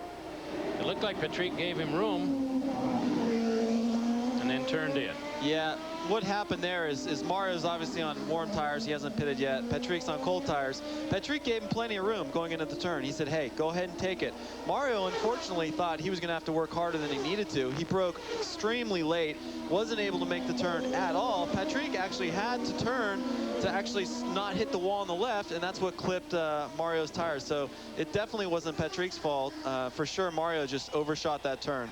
So Patrick Carpentier steps away far too early while running in second place in Vancouver. Tracy still on the point. We'll be back in a moment. Closed captioning of this global program is brought to you in part by Sturgeon Tire, your neighborhood tire store, reminding you to check your tires before you hit the road this summer. The Molson Indy Vancouver on Global is brought to you in part by Speed Stick 24/7. It never quits.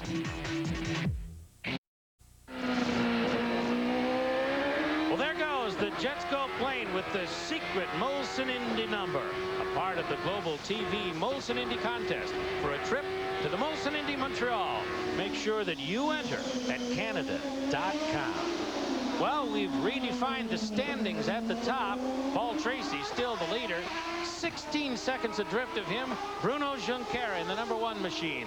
Then Sébastien Bourdais, the leader in the Rookie of the Year Chase at 20 seconds off the lead. He's in third. He just did his second pit stop while we were away. Michel Jourdain, who had trouble on his second pit stop, has slipped into fourth position, 23 seconds off the lead. And now, with the retirement of Patrick Carpentier, Adrian Fernandez, even with a damaged chassis and a little less downforce than he might want to have, is in fifth spot, albeit 48 seconds off the lead. Paul Tracy with a close call with the car of Ryan Hunter-Ray. Hesitated a little bit. On this new set of tires, he's run in the 62s. He just ran a 63.2. But again, consistent laps for Paul Tracy, a key to his ability to pull away from everybody. Yeah, I was thinking for a minute that Bruno was going to catch him up, but Paul just is able to pull out those fast laps, you know, right away.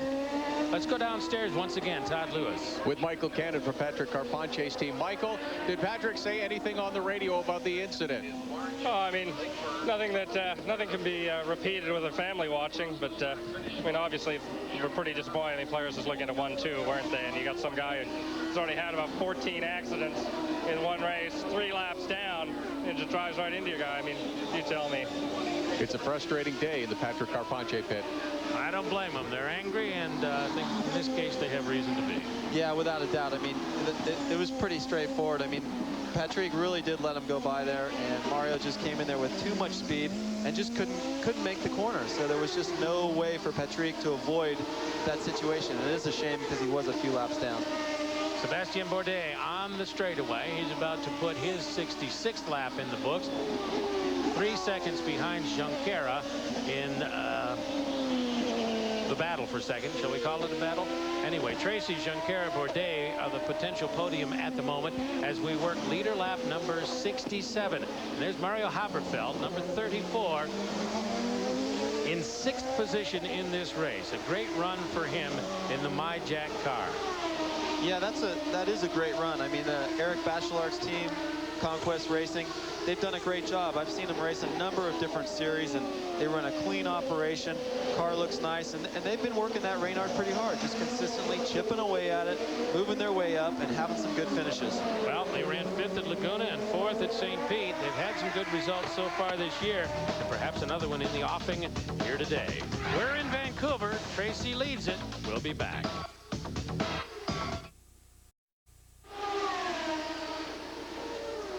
A whole host of modern high-rises have sprung up around Falls Creek here in Vancouver and around this racing circuit, providing great view lines for people who are guests of the residents. On board with Adrian Fernandez, who has slipped to 6th position. Haberfeld got him for 5th while we were gone, and now we're getting reports there may be something wrong with the car. Don Martin? Eric Bachelard, Mario Haberfeld just passed Adrian Fernandez. Was it a matter of him putting a move on him, or did Fernandez pull over for him? Well, to be honest, I missed the action. But, I mean, no, Mario is running very well right now. And we made a few adjustments during the previous pit stop, and he's very strong. He's just on his fastest lap at the moment. So he's P5, so we're having a good day at the moment. I guess you'll take what they give you. He's driving aggressively, though, and not satisfied with where he is. Yes, I mean, he's doing an extremely good job. I mean, this is first season, and I mean, this is our first year in kart as well. So right now, we're pretty happy, but there is still about 30 laps to go. Thank you very much, Eric Bachelard. Well, while we listen to those fellows, we did see from Paul's car some moisture coming up, apparently, from Adrian Fernandez's machine. Yeah, it's hopefully it's not a, well, either way, it's probably a terminal situation. If it's a gearbox, then that just means that the gearbox is on its way out. Once it loses all the fluid, the gears are going to be dry, it's going to get hot, it's going to seize up, and that's going to be it. The other scenario is it's a little bit of water fluid coming out. Either way, it's probably not going to last another 30 laps. We're working leader lap number 70. Fernandez, as you saw there, was just being lapped by Paul Tracy. He's in 6th place, Fernandez. That means we have 5 cars on the lead lap. Tracy's advantage over Junqueira is now 18 seconds. 20 seconds over Bourdais, 25.6 over Jourdain, and 53 over Haberfeld. Haberfeld is lapping in the 63s, so it'll take a few minutes for Paul to run him down, if indeed he does, and get another car in this event a lap down. But Tracy is controlling this whole thing from the front. Meantime, Darren Manning, who has slipped back to 11th position in the race, in for his scheduled pit stop. There you see a new nose cone also going on. And that's from the Fernandez collision earlier. He ran out the segment with some damage on the front, and now they've made that repair. So that'll lengthen the pit stop, and but it won't cost him any positions on the track, I don't think. Yeah, and we can see the back of Fernandez's car now with the camera on it, and you can see the fluid now starting to spray out. It's kind of interesting because I don't see it smoking, which is usually a sign that it's oil. So maybe it is, starting to run a little bit hot and losing some water out of the radiators. Onto the straightaway, Paul Tracy, lap 72, 63 second flat that time. There we go with the next car, Junqueira, a bump back there as Pappas is involved. Also Rodolfo Levine and Sebastian Bourdais, and there's some debris on the track upstream from that position, we are told. We'll check on that situation, but right now Junqueira and Bourdais and Jourdain, the top four, and Haberfeld in 5th position on the lead lap, all continuing to move along. Here is Bruno Junqueira into the corner at the southern end in 6th, and you see the contact there, and again a piece of bodywork. Is that lying on the track from an earlier incident? Okay, so they just ran over something there. They're lucky they didn't get some sort of a puncture out of that. And the black flag has been displayed for Adrian Fernandez. So race officials have decided he's putting too much fluid down, and he's going to have to come to the pit for at least a consultation, if not retirement for the day. Yeah, it's I think it's terminal, and once you get to that point where fluids start coming out, if it's 5 laps to go, a lot of times you can nurse the car along, but it's really easy to pick up something in the radiator out here, or like we were talking about, the gearbox troubles around here. It's so bumpy and so hard on the downshifts that just shocks the transmission into a failure. So Adrian Fernandez is on pit road. He's dropped to 7th position now, and they're going to do routine service. We'll see what happens in terms of his ability to go back onto the course. They shut it down, so that may be it for the day. The pit crews always go through that routine. They just start the normal pit stop pending developments while the engineers and the other people take a look at the systems. Yeah, for sure. I mean, you want to get the service done that you know is going to happen right away, and then it may be a quick fix. It may be that an overflow bottle is leaking a little, or something that can be fixed, and you can get sent back out. So you don't want to fix the problem first and then forget to put the tires on. And Adrian Fernandez now out of the car. Big disappointment for him, running in the top 5. Seemed to be a bit of a contender, perhaps for the podium, and then it all went away. A little bit of contact, and then other things went awry. There's Bruno Junqueira in 2nd place, coming back toward the front, about to complete his 74th lap. Last trip through, he was 19 seconds behind Paul Tracy. This trip through, he is 19.5 seconds behind Paul Tracy. A little change in the gap. 62.8 second lap for Junqueira that time versus 63 flat for Tracy the lap before. So he did actually gain just a little bit. Bourdais now got his 74th lap done. So does Jourdain. And now the gap from Haberfeld up to Tracy is 30 seconds, and he's running in the 105, so he may be tracked down before too very long. There is one more pit stop in this race scheduled for all of the contenders. Paul Tracy and Junqueira and Jourdain are 16 laps away from facing that eventuality. They'll have to come in for tires and fuel, and that will be the last time. And we've now reached the point in the race where they could go at any time and get to the end with just one more pit stop. Yeah, I think they're going to basically judge it on traffic or positioning on the racetrack, and either of them right now, they don't really have a problem getting a clear track, depending on if they stop and go back out, who they may run into. I think Junqueira really needs a yellow to try and close up the gap and see where he's at, because we're not sure, although probably Tracy's just backed off a little and is just cruising around. Who knows? Maybe Junqueira has something for him if they can get gapped up. Well, the gap this time through, with the race 3/4 done, is 19.4 seconds back to Junqueira from Tracy. A salute to Greg Moore as we go to break. Well, Welcome back to the Molson Indy Vancouver with Adrian Fernandez, just retired from this event. And Adrian, boy, this is a struggle this weekend. You struggled to find the setup in qualifying, and what has put you out early? Well, we had struggled, but at the end we were running P5 in the race, and I think we could, even though we didn't have the greatest car, I made some passes on cold tires, and I was hanging on there. And then I started smelling some oil, probably from the contact that I had with Manning. Probably something broke and started spilling some oil. Thanks God I came in, because I was driving slowly because I didn't want to end up on the wall, and it's, you know, I could smell it pretty severely. I knew something was wrong. Thank you, Adrian. Adrian Fernandez, stud for the day, and safety first, fellas. You don't want to end up into the wall. Of course, Adrian Fernandez knows that firsthand. He had a nasty accident at this race last year.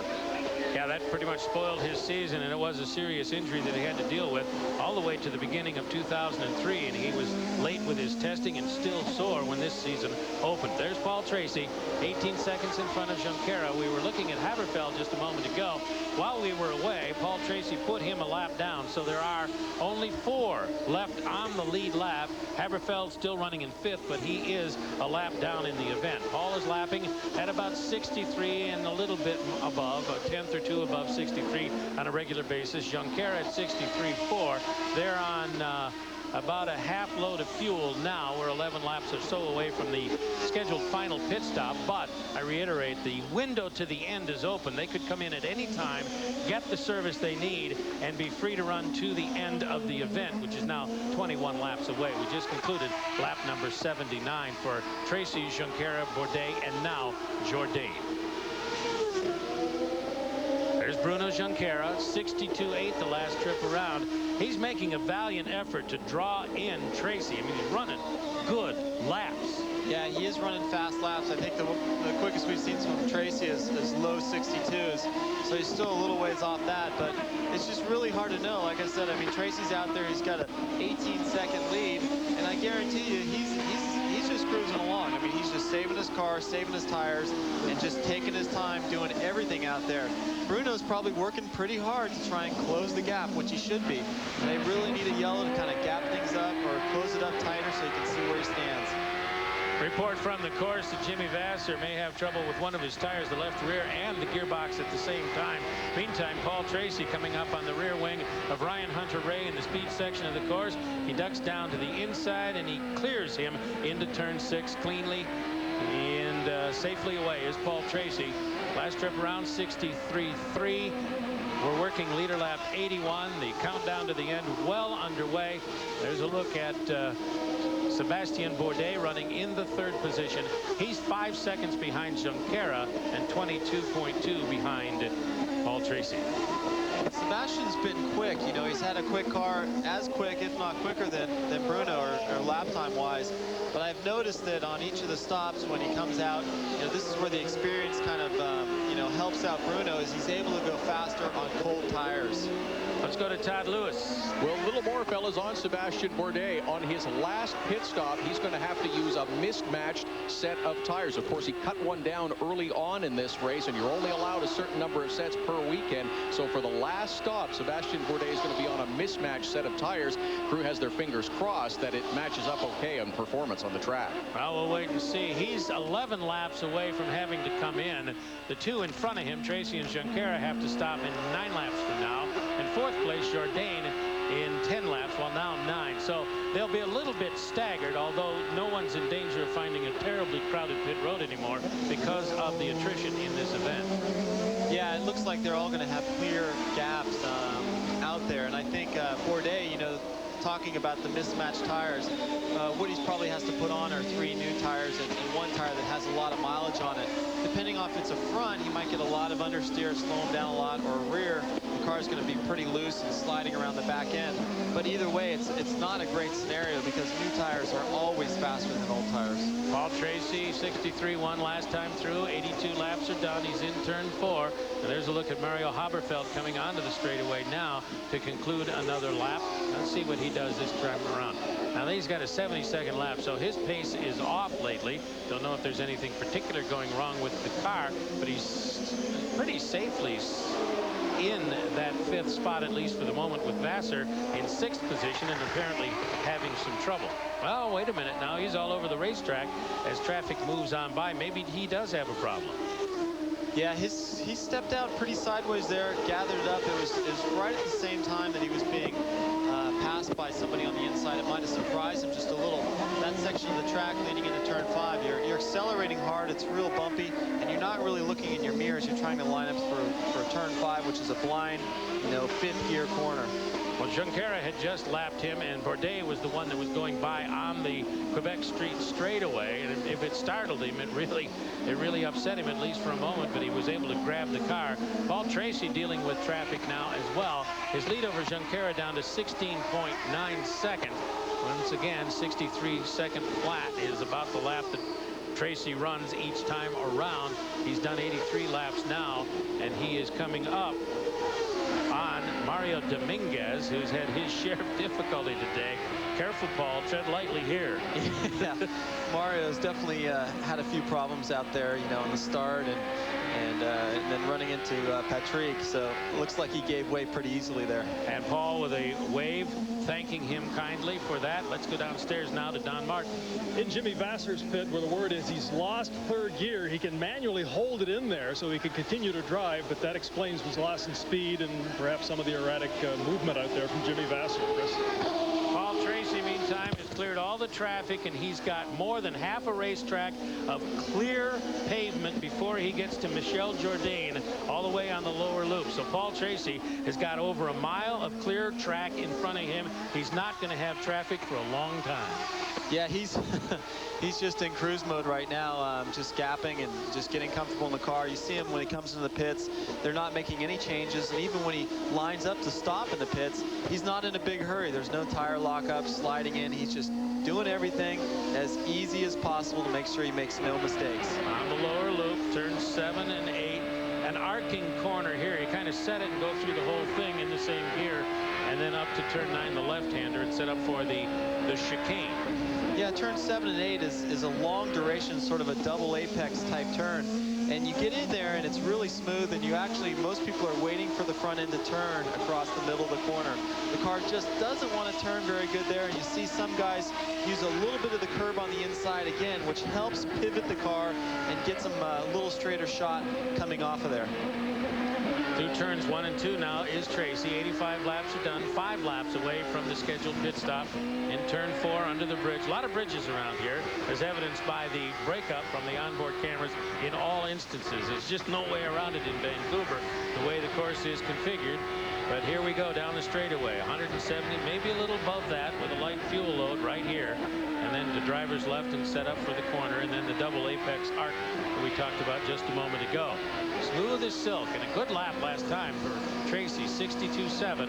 62.7 for Junqueira as well, 62.6 for Bourdais, and 64.2 for 4th place Jourdain last trip around. But the lighter fuel load helping them pick up time on the track, but they're not changing the space between them because they're all doing it at the same time. And it also tells us that the tires that they're providing, the Bridgestones here, are just spectacular. They hold up through these runs and sometimes get better toward the end of the run. Yeah, they say. They say, that's right.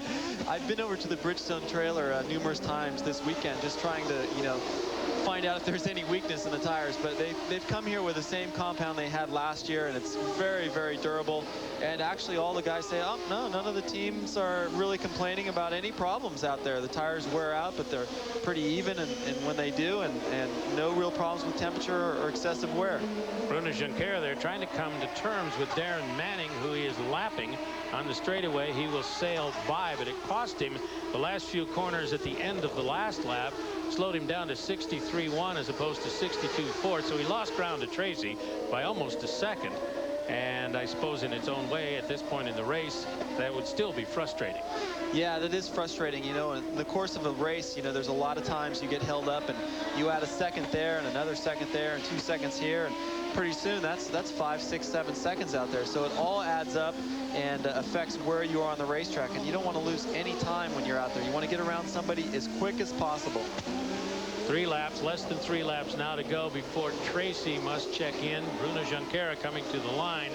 and he's about 3 laps away also from his pit stop, and now 17.4 behind Tracy. Jimmy Vasser on pit road for what probably is scheduled and routine service. At least he's got first and second to get out of the pits. Tires going on. Didn't see any adjustment there as it came down off the jacks and back to the track we go very quickly. There's Bruno Junqueira coming up to turn 6 on the Quebec Street Straight, working his 88th lap, as is Paul Tracy. Tracy's 4 corners ahead of him at this point. We had a look at Jimmy Vasser when he came into the pits and mentioned earlier that he's lost third gear and he has to hold it in gear. And I don't know if everybody realizes how difficult that is on a street course that's so bumpy, you know, in the corners or down the straightaway. When he's going through the corner, he actually has to put one hand on the shift lever and push it forward so it doesn't pop out of gear. That's difficult. That makes for a really long day, and he's doing a good job just to keep it, you know, on track without hitting anything right now. Well, with some of these corners, if you're in third, you better have a strong left arm and hand because you're doing one-handed steering. Yeah, predominant corners are to the right on this track, and you know, for sure he is strong. He's going to have a strong left hand after the end of this race. Bruno dealing with some traffic again as he moves through Ryan Hunter-Ray onto the straightaway. Just in front of him is Rodolfo Levine. Rodolfo's, you know, he's up to what, 5th place right now, 6th place. 6th place, yep. He's, you know, he's just kind of pounded around out there and hasn't had a fast, you know, weekend to speak of. But you know, we haven't seen him running into anybody or making any mistakes or stalling in the pits. And lo and behold, at the end of the race, you know, he's sitting in 6th, which is a pretty good spot to be in. There's Tracy. This is lap 89. Next time around, he'll come into the pits for the last time. We're 11 laps from the end, and here comes the equipment over the wall. All blue clad except one other fellow in black and orange, and that is the official on hand to make sure they do it right. Yeah, I think all eyes are on him. This is critical. You know, this last part of the race is so difficult to watch or to drive because, you know, you don't want to make any mistakes out there, and especially, you know, it is his race to lose right now. He's such a huge advantage. I don't see him making any mistakes, any problems, because I just don't see him, you know, failing under pressure there. Here he is, working at the lower loop. This is turn 9 just ahead, the left-hander chicane, and then into the pits. This time he'll stay to the right-hand side of the road right after this complex of turns and head down to the pits, hard on the brakes and down to the speed limit, and then to the other end where he will get the service necessary. They've been perfect twice. Odds are they'll be perfect 3 times. Yeah, this is a long road right here for Tracy, coming down at 50 miles and 60 miles an hour. It's you know, it takes forever to get down there. So they're ready. We'll let you watch. Here he comes, totally under control. He's hit the marks twice, now thrice. Up it goes. Tires already off. Watching for adjustments. Haven't seen one yet today. Don't think we're going to. And he's away. Here comes Bruno Junqueira in 2nd place, trailing by 16.9. Last trip around into the pits. He hasn't had adjustments either. And off he goes. His trouble was a stall earlier on. Bourdais into 2nd, but he's due for a pit stop in a couple of laps. And here he comes up on Paul Tracy. Now Bourdais is on hot tires. Paul is on cold tires. This is interesting because obviously Bruno's teammate, and if Bourdais can get ahead of Tracy and hold him up a little bit, then that's going to help Bruno. And I'm sure the team is saying, hey, get around this guy, get around him, and you know, and not hold him up, but slow him down a little bit. So Paul Tracy on his out lap from his 3rd pit stop has Bourdais, who's running in 2nd in the race. So this is for position, albeit Bourdais would have to stop in a lap and a quarter from now anyway. In fact, he's going to do it now. So he peels off 1 lap before he absolutely had to, and will get the service necessary. So he goes into the pits, and Tracy sails off by himself, and he has once again a third of this racetrack of open pavement before he's going to encounter any traffic. Sébastien Bourdais getting his final pit stop. He's actually had a half a dozen stops in this race. You were pointing? Yeah, actually on Bourdais, when we're talking about the mismatch set, you could see the new tire go on the left front. So actually he had scrub tires on all three corners and a brand new tire on the left front, which shouldn't really hurt his speed so much. It'll just make the front end actually turn a little bit better. So Bourdais has his final pit stop. He's on course. Junqueira as well. Tracy's out there working leader lap 92. We're in the final moments. Paul's looking at a double.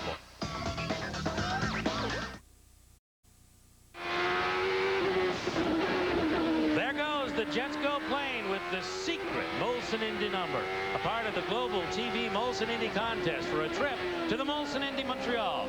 Make sure that you enter at Canada.com. Well, we were riding there with Paul Tracy, who's on leader lap number 95, closing in on the end. It's scheduled for 100.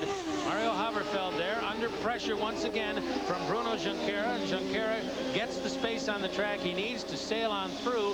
15 seconds and 9/10 from Tracy at the moment, and the lap's running out. They'll not have any more pit stops. They've got 6 laps to go, a little under 12 miles, and we'll have a verdict here, one way or the other. But so far, even though he gave up the lead at the beginning and a questionable start, it has been a Paul Tracy day. Yeah, the two key events that happened are, one, the start where he was actually in front of Paul, and it looked like Paul was going to have a hard time getting around him, and actually couldn't even really stay right on him. Wasn't really attempting a pass until they told him to move over. And then the second part was stalling in the pits. That really put him back quite a bit, and it's just the gap is so great that there's just not the room to make up that kind of distance. Incidentally, Paul Tracy has led enough laps to capture the bonus point in the championship. Actually, he passed that point in the race a while ago, but we'll make it official right here. So he now has 142 points to 125 for Bruno Junqueira. And if the positions remain the way they are for 5 more laps, then he will add to his lead over Junqueira, although Junqueira will score well today. Normally, you're pretty happy going home with 16 points or more. But in his case, he'll probably be a little disappointed because he's not going to gain any ground. Yeah, it's, you come into a weekend, you want to, gain some ground and leave the weekend with some hope that you're actually making some progress. The races are kind of not really winding down. There's plenty of room to kind of get some points here, but you're dealing with now a guy that's won a few races and been consistently fast in the case of Paul Tracy. And you just wonder, okay, what kind of course, am I going to go to where my car's going to be better, I'm going to drive better, and I'm going to be able to be the guy that goes home with a little extra points. 96 are in the book, working leader lap 97. That's Michel Jourdain coming up on the end of his 96th lap, and the leader has gone through. There's Junqueira crossing the line. Now he's 15.3 back and 4 laps from the end of his exercise today. Sebastien Bourdais is another 14 seconds adrift of him as Bruno gets over to the speed section. 4 laps, 20 shifts or so per lap, 80 times in the gearbox. I mean, there's a lot of mechanical action going on here in the last 4 laps, and they're tired race cars. So even with this short distance to go, a lot could still happen. Yeah, you just never know. These cars, they run hot. Everything about them, whether it's the brakes, the motors, the drivers, the entire distance. It's pretty interesting, actually. Sometimes the car will not brake on the racetrack. It'll brake actually coming into the pits. And although we've had all of our pit stops now, you just never know, You never know what's going to happen. Bourdais off turn 6. The lower loop is where he is right now. Another interesting aspect of it, I mean, given the way the pit stops broke today, we knew there would be one short segment for them. 10 laps at the front, 10 laps at the end. Somewhere there was going to be a very short segment. Normally, you don't have tires this fresh at the end of a race. Yeah, normally at the end of the race, you're just nursing along. You don't want to stop. You're nursing along the old tires. They're kind of working on pretty decent rubber here that's got maybe half the mileage on it. And also with the tires being pretty consistent and pretty durable, you don't see a lot of them sliding around right now, fighting for position. Darren Manning right there. He has dropped back in the standings a little bit and then back forward with some activity lately as he's gotten by Ryan Hunter-Reay in just the last few moments. He's a couple of laps off the pace in the event, but now running in 5th position once again. So a good day for him, this youngster, in his development year in Champ Cars, if you will, with Derek Walker doing a nice job in the sunshine of Vancouver. And 5th place, 10 points. You can take that. Yeah, that's a good weekend. Anytime you can get some points, some people think, oh, well, you know, I finished 5th or I finished 4th, but, you know, all these people broke. Well, you know what? That's part of racing. You know, part of racing is actually getting to the finish line. And, you know, so you're a couple laps down or you're 1 lap down, you're still in 5th, and you're still ahead of everybody else who either broke or made a mental mistake or, you know, had an accident. If he stays in 5th, it'll be a career best finish. Brian Hunter-Reay in 6th position in the 31 car. If he stays there or goes better, it'll be a career best for him. And also Levine, who is in the 8th position in the race. If he stays there, it'll be a career best for him. So breakthrough moments in a way for a whole bunch of these folks. In the meantime, Paul Tracy's working leader lap 99. He's less than 2 laps away from home. But that's a big day for those youngsters. For sure. You know, you got to get some points on the board, and you know, even if it's a race with a lot of attrition, still, you know, you get up there, you kind of maybe help your confidence a little bit. The team gets fired up. They get paid a little bit more, and so it's good for everybody. 1.7 miles left for Paul Tracy. He has seen the white flag. Lap number 99 is done. Turn 3 is behind him, and here's turn 4. Then it's all the way to the top of the gearbox at 170 miles an hour on this straightaway. Paul Tracy, he can feel it now. Coming down to turn 6, hard braking here. Yeah, not much sliding around going on in this last lap. He knows he's got it in the bag, so he's just going to back off a little bit and make sure that there's no errors and no mistakes. Last time through the lower loop today for Paul Tracy. The toast of the town, certainly in Vancouver. The toast of Canada, approaching the conclusion of this second straight event for the Champ Cars in Canada, and it's going to be a Tracy double, it would appear. Couple more corners. Here we go. 11, 12, straight away. It's his. Paul Tracy wins in Vancouver. Career victory number 24. And he scores maximum points on the day, leading the most laps, picking 20 for the victory. He had the pole. He nearly had 23 points in Vancouver, all told, except for the penalty, and the donuts are underway. Huge day for him. Here comes Bruno Juncker. Second is his. We're waiting for the arrival of Sébastien Bourdais to conclude and complete our podium, and there he is in the number 2 car. And off they go. Paul Tracy, to the delight of the fans in the gold grandstand at the end of the straight.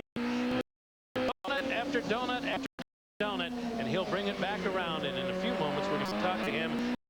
A huge day for Tracy. The momentum is there. We talked yesterday a little memo about the penalty. Could it get into his head? Would it bother him? Nada. Yeah, you know, he's had such strong results in the last couple street courses. It's just, it's going to get ahead of everybody else. I mean, and they're not just, you know, a 2nd or 2 lead. These are dominant performances where he basically set the pace and just, you know, run his own race. So this is going to be tough for guys, other teams to figure out how to beat him. Hear the crowd all around the course on their feet, yelling and screaming for Paul Tracy, and he responds with waves at the reduced rate of speed. He is a hero, no question about it. He's a brilliant race car driver, and he is absolutely in his prime. Yeah, he's really, you know, over the last couple of years, you know, slimmed down quite a bit, gotten into shape, focused, and it pays off.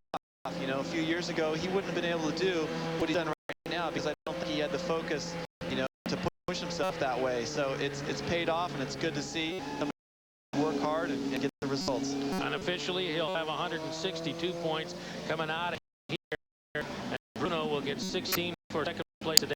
That'll put him at 141, so the deficit grows to 21. That's a full race lead for Paul Tracy as he gets back to the pit entry, and he'll stop very shortly right in front of the victory stand to receive the accolades of those gathered there. Bruno's already come around.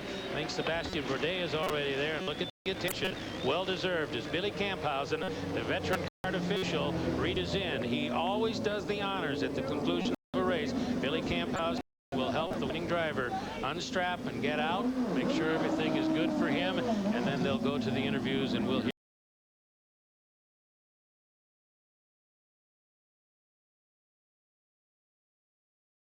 hear hear from Paul very shortly. That's a big moment for any racer, and you cannot get over it. It never gets old. Yeah, it's, you know, when you have a good result like that, or just the end of the race, you know, you just want to sort of sit in the car for a second and just relax a little bit. You know, it's all about how much hard work has gone into it over the last couple weeks or couple months or whatever, and that's how you get to the front.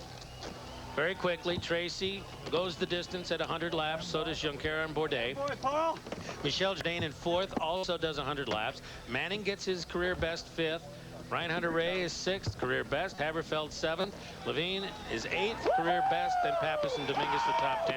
And now Paul is up in the car and greeting a crew that serviced his machine and his effort so flawlessly today. 3 perfect pit stops, and you cannot discount that either. No, the players' crew has right here. Done a great job. You know, they've been in contention supporting the series, being out here racing for a number of years. Okay, let's go downstairs. Todd Lewis is standing by. Paul Tracy removing the helmet, removing the Hans device, celebrating with the team and celebrating with the crowd. It was quite a start to this weekend for Paul Tracy with the qualifying controversy as he continues to get congratulations from the team. But Paul, it's now the double in Canadian races, Toronto and here in Vancouver. This has got to be very satisfying. Well, it's awesome. I got to thank team players, the job that they've done. They've given me a great car all year. We've been able to do the double in Canada. I got to thank Firestone or Bridgestone and Ford. The motor ran great. The tires were awesome. I was able to, just like Toronto, just run hard all day. And, you know, the crew did a great job in the pits. It was just made it easy for me. It looked like 3 perfect pit stops. In fact, you even refused the water bottle on the last one. Is this as good a car as you could have? And how satisfying was it to get a kart ruling in your favor to get around Bruno Junqueira? Well, I was a little bit PO'd at the beginning because Bruno blatantly jumped the start. And it was good that kart did the right thing because it was very obvious what happened. And once we got in front, I was much, much faster than Bruno, and I was able to pull away steadily.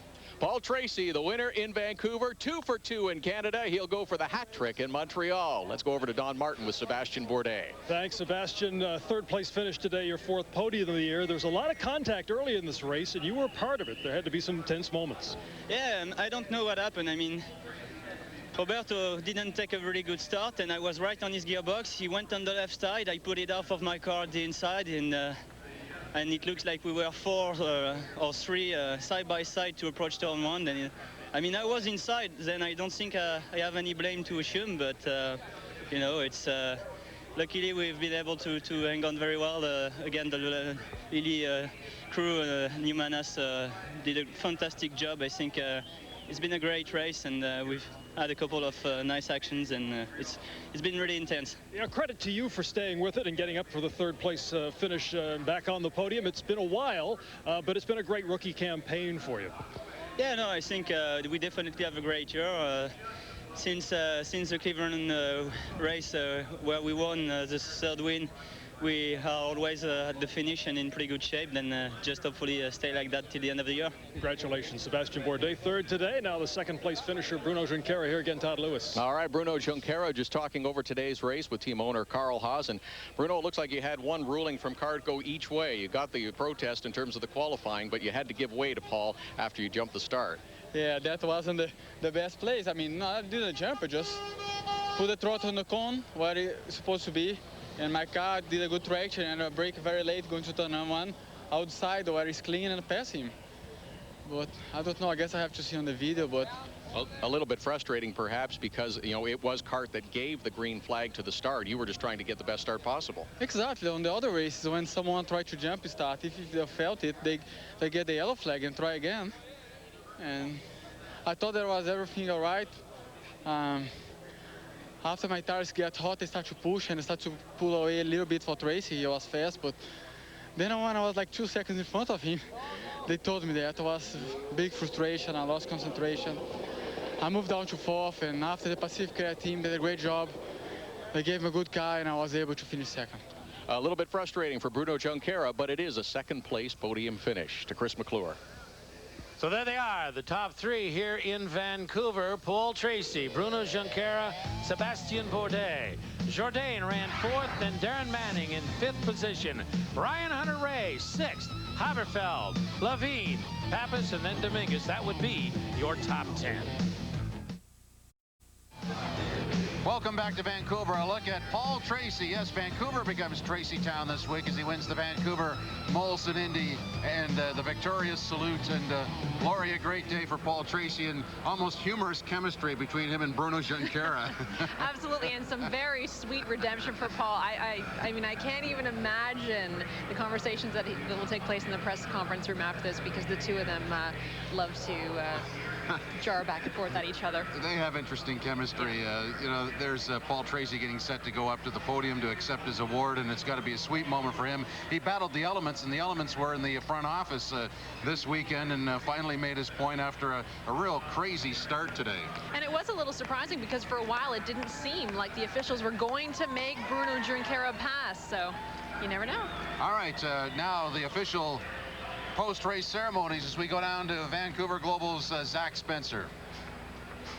Well, there you go, ladies and gentlemen. Your 3-2-1 podium for the Molson Indy Vancouver, the 14th annual event. Paul Tracy in the middle, looks good on you. And into give the third place finisher his trophy for today, we have on behalf of Newman Haas, and this is for Sebastian Bourdais, Jack Poole, CEO and chairman of the successful Vancouver 2010 bid, his third place trophy.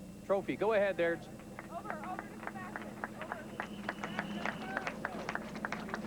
And in second place from Newman Haas, car number 1. And the trophy presented to Bruno Junqueira. The trophy is presented by the mayor of Vancouver, Larry Campbell. Larry.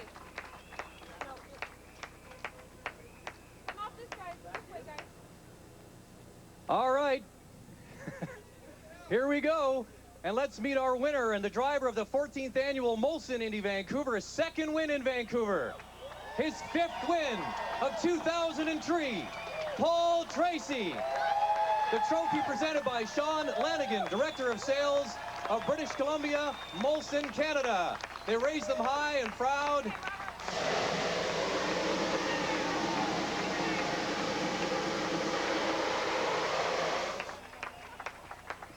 Congratulations to all 3 drivers.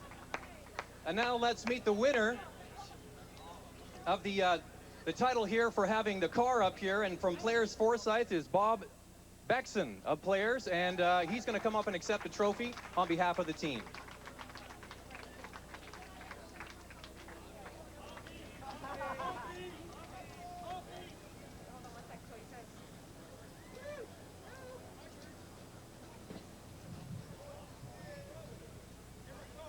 Here's the trophy. Come on down and give it to these guys. This is Barry Bain, Vice President of Sales for Western Canada.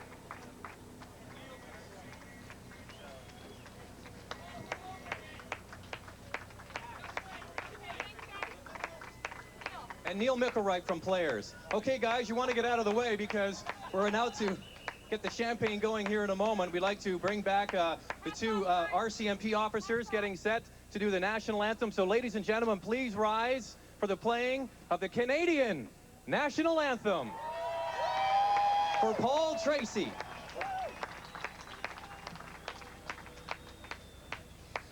Oh, Canada, our home and native land, true patriot love in all our sons command, qu'à t'embrasser, porter le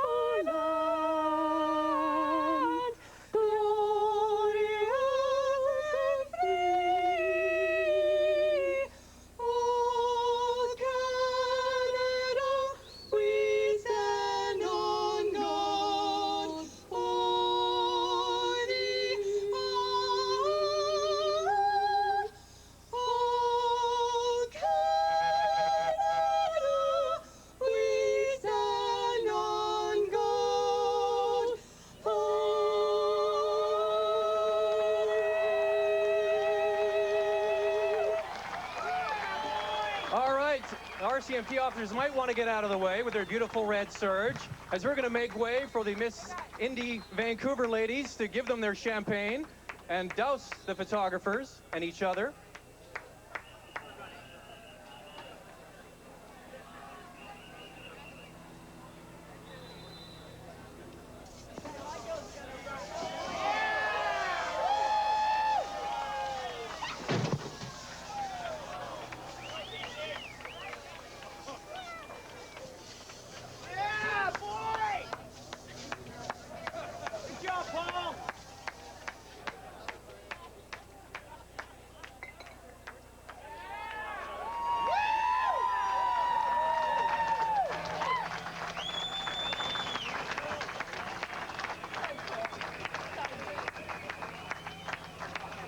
We'd like to chat with the driver. Sebastian, you want to come up here? Third place finish. Now, I think this was kind of a case of maybe just sitting back and waiting, and with attrition, you were able to move well up, and here you are on the podium of Molson Indy Vancouver. No, it's been a bit more than waiting and hanging around. I think I definitely had to pass Darren Manning at the restart if I wanted to stay with Bruno and get this podium. And the team Humanas on this league car number 2 did a great job again. That's why we definitely did this podium, and I really have to thank them a lot. What a fabulous rookie season you've had. It must feel great. What are your thoughts on the middle of the season heading towards the end? I think we can still pretend to a podium finishing at the standing championship. Then we'll see what's going to happen, but for sure we are not out of the battle. There, congratulations for your third place winners. Second place, Bruno Giancarlo. Now, we had a bit of controversy at the beginning of the race, and you got to jump on Paul. You were forced to let him pass. That's an odd thing to happen in a race, to let somebody pass you. Yeah, that's very strange. First time happened in my life. And what are your thoughts on the rest of the race and how it transpired? I mean, my Pacific Air was handled very well in the start of the race. And after a few laps, when the tires were warm, I started to push. I started to open a small gap on Tracy. He was fast as well, but when I was like 2 seconds in front of him, pulling away like 2/10 a lap, they told me that I had to let him back, and it was quite a frustration, and I lose the concentration, and I moved down to 4th, and I think the Pacific Air Yamaha's team did a great pit strategy on the pits, and I was able to pass people as well on cold tires, and I got back to 2nd. I think it was a good result, and let's keep being close to Paul Tracy, and I hope we can beat him one of these races and get the first win this year. All right, and a nice build towards the points as well. And let's bring in our winner, Molson Indy Vancouver, second Canadian win. I think that I can already hear the phones ringing in Montreal. People are buying tickets for maybe a triple crown in Canadian racing this summer. Well, that would be awesome to pull off, but I got to thank my team players, everybody on the team, Tony Sekeli, Todd Malloy, all the guys, Steve, my crew chief, and Dave Wazowski. The car that they gave me the last 2 races, just awesome. And I got to thank Molson Canadian for the job that they do up here in Canada, and the races they put on are just first rate, and I'm hoping that we can make it a triple crown. Now, you were passed at the beginning of the race there, and did you know you were going to get a chance to take over the lead again? Were you kind of confident that the marshals would catch that? Well, we had called in a report. I mean, obviously I lined up for the start, and then Bruno just drove by me, so I wasn't too happy about it, but we stayed right on him. And, you know, then Cart made the call. He let me by, and then once I got by, I was able to pull away. I pulled away 6 seconds to the first pit stop, and then from there we were able to stretch it out even more. Well, you made a statement this weekend. You were going to let your actions on the track do all the talking. I think you spoke volumes. Canadian fans are thrilled. What are your thoughts as you head towards Montreal in about a month's time? Well, I hope all the Canadian fans are supporting team players and obviously the Molson Molson Indies. And hope to have a huge crowd in Montreal, and I want to thank everybody for all their support. There you have it, our winner, Molson Indy Vancouver, Paul Tracy, 2 wins in Canada. And we're going to get everybody up here for the hat dance.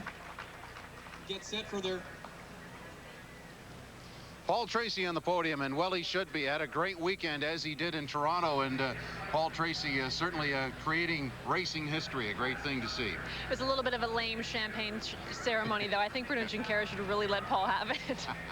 All right, you know, you can dwell on the end, and you should, because it's the biggest moment, but getting there was all the fun, and boy, did it get off to a ragged start. Before we could even get going, we have problems. Gualdo Salas goes out, goes into some tires, restart, and there you see Bruno Junqueira jumping across the finish line, the start line, actually, in front of Paul Tracy. Then more trouble. Roberto Moreno, everybody thought was going to have a big weekend, had a short weekend, and things go on here, and Tracy starting to get things done as he gets the wave by Bruno Junqueira as that happens right here as they come out of the corner, and things are in the order they should have been many laps ago. Great pit stop. That was the story of the day for Paul Tracy, aside from the great work from he and his car. His pits did well, and look what happens to Bruno Junqueira here as he stalls coming out. I mean, really, if you go over that bad start and the stall, that's pretty well your race. Tough day for the other Canadians. Alex Tagliani goes out here, and then Patrick Carpentier, who is really an unsung hero there because he ran second for about a third of the race and able to keep the rest of the pack away from Paul, goes out right there, and some definite frustration. Adrian Fernandez goes out with a technical problem, and he looked like he was going to fashion himself a nice day, but it all comes down to this fella, Paul Tracy. There it is, back-to-back wins on Canadian tracks by a Canadian, first time it's ever been done, and unlike in Toronto, he had some room to pull off the donuts, fist to the sky, and certainly a happy camper after some controversy all week long. Paul Tracy, Tracytown, Vancouver, British Columbia. We'll be back with more on the Global Television Network right after this timeout. Welcome back. Let's go back to exactly 2 weeks ago today in Toronto, Molson Indy, Toronto. Paul Tracy pretty well controlled things from the drop of that green flag. Look, where is everybody? The gap was 35 seconds. He even got into an argument with a pace car. Perfect pits on that day, and he breezed to the victory. No problem at all. It was never in doubt. That was 2 weeks ago. Today, it was in doubt only for brief moments because of things like this with a jump start. Bruno Junqueira getting ahead of the field. Eventually, the officials corrected that. Paul Tracy regained the lead and never gave it back. Now, the gap wasn't 35 seconds, but it was still a breeze victory for him. Everything went perfect for Paul Tracy and Players Foresight today. Over to Chris McClure and Memo Gidley. Well, Memo, I think we both agree this is an enormously popular victory, and Paul Tracy now has positioned himself to have one of those absolutely magical years, those enormous years, like Juan Pablo Montoya had, and Zanardi's had, and Michael had, and Al Jr. had. He's right in that company. Yeah, Paul is really in the groove. The whole team players, you know, you can just tell they go out when they want to go out. They know what the car is going to do, and you know, everybody else is catching up at this point. It's a joy to watch, I think, a team like that operate. 3 absolutely precision pit stops, perfectly executed. The man controlled the race in some way. From second place, he controlled the race certainly from first place. Everything they want to do, they seem to be able to do.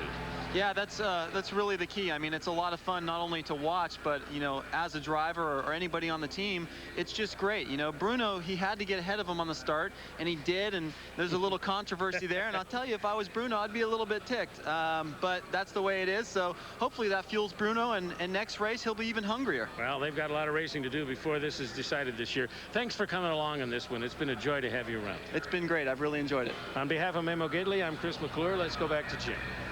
Thank you very much, fellas. Fine job. And Lori, some final thoughts on an interesting race day. I think probably the most disappointing thing from a Canadian perspective was the results for Patrick Carpentier and Alex Tagliani today. Both just encountered some bad luck. And the other thing I think will be interesting to watch as we get closer to Montreal is Patrick Carpentier is a really nice person, but how long is he going to be satisfied with continually taking the back seat to Paul?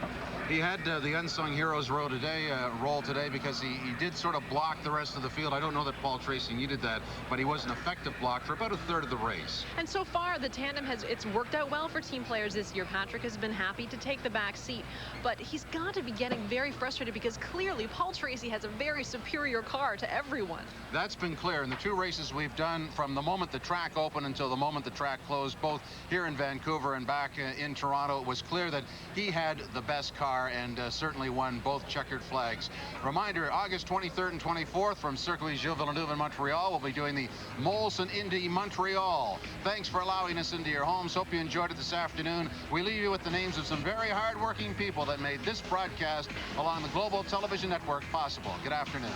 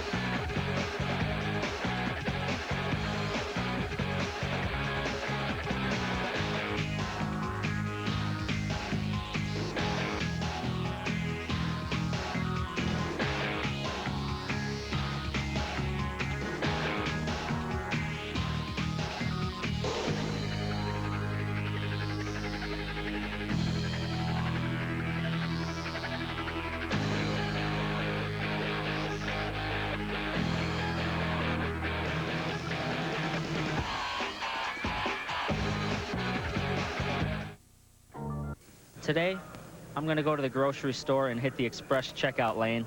10 items less, cash only.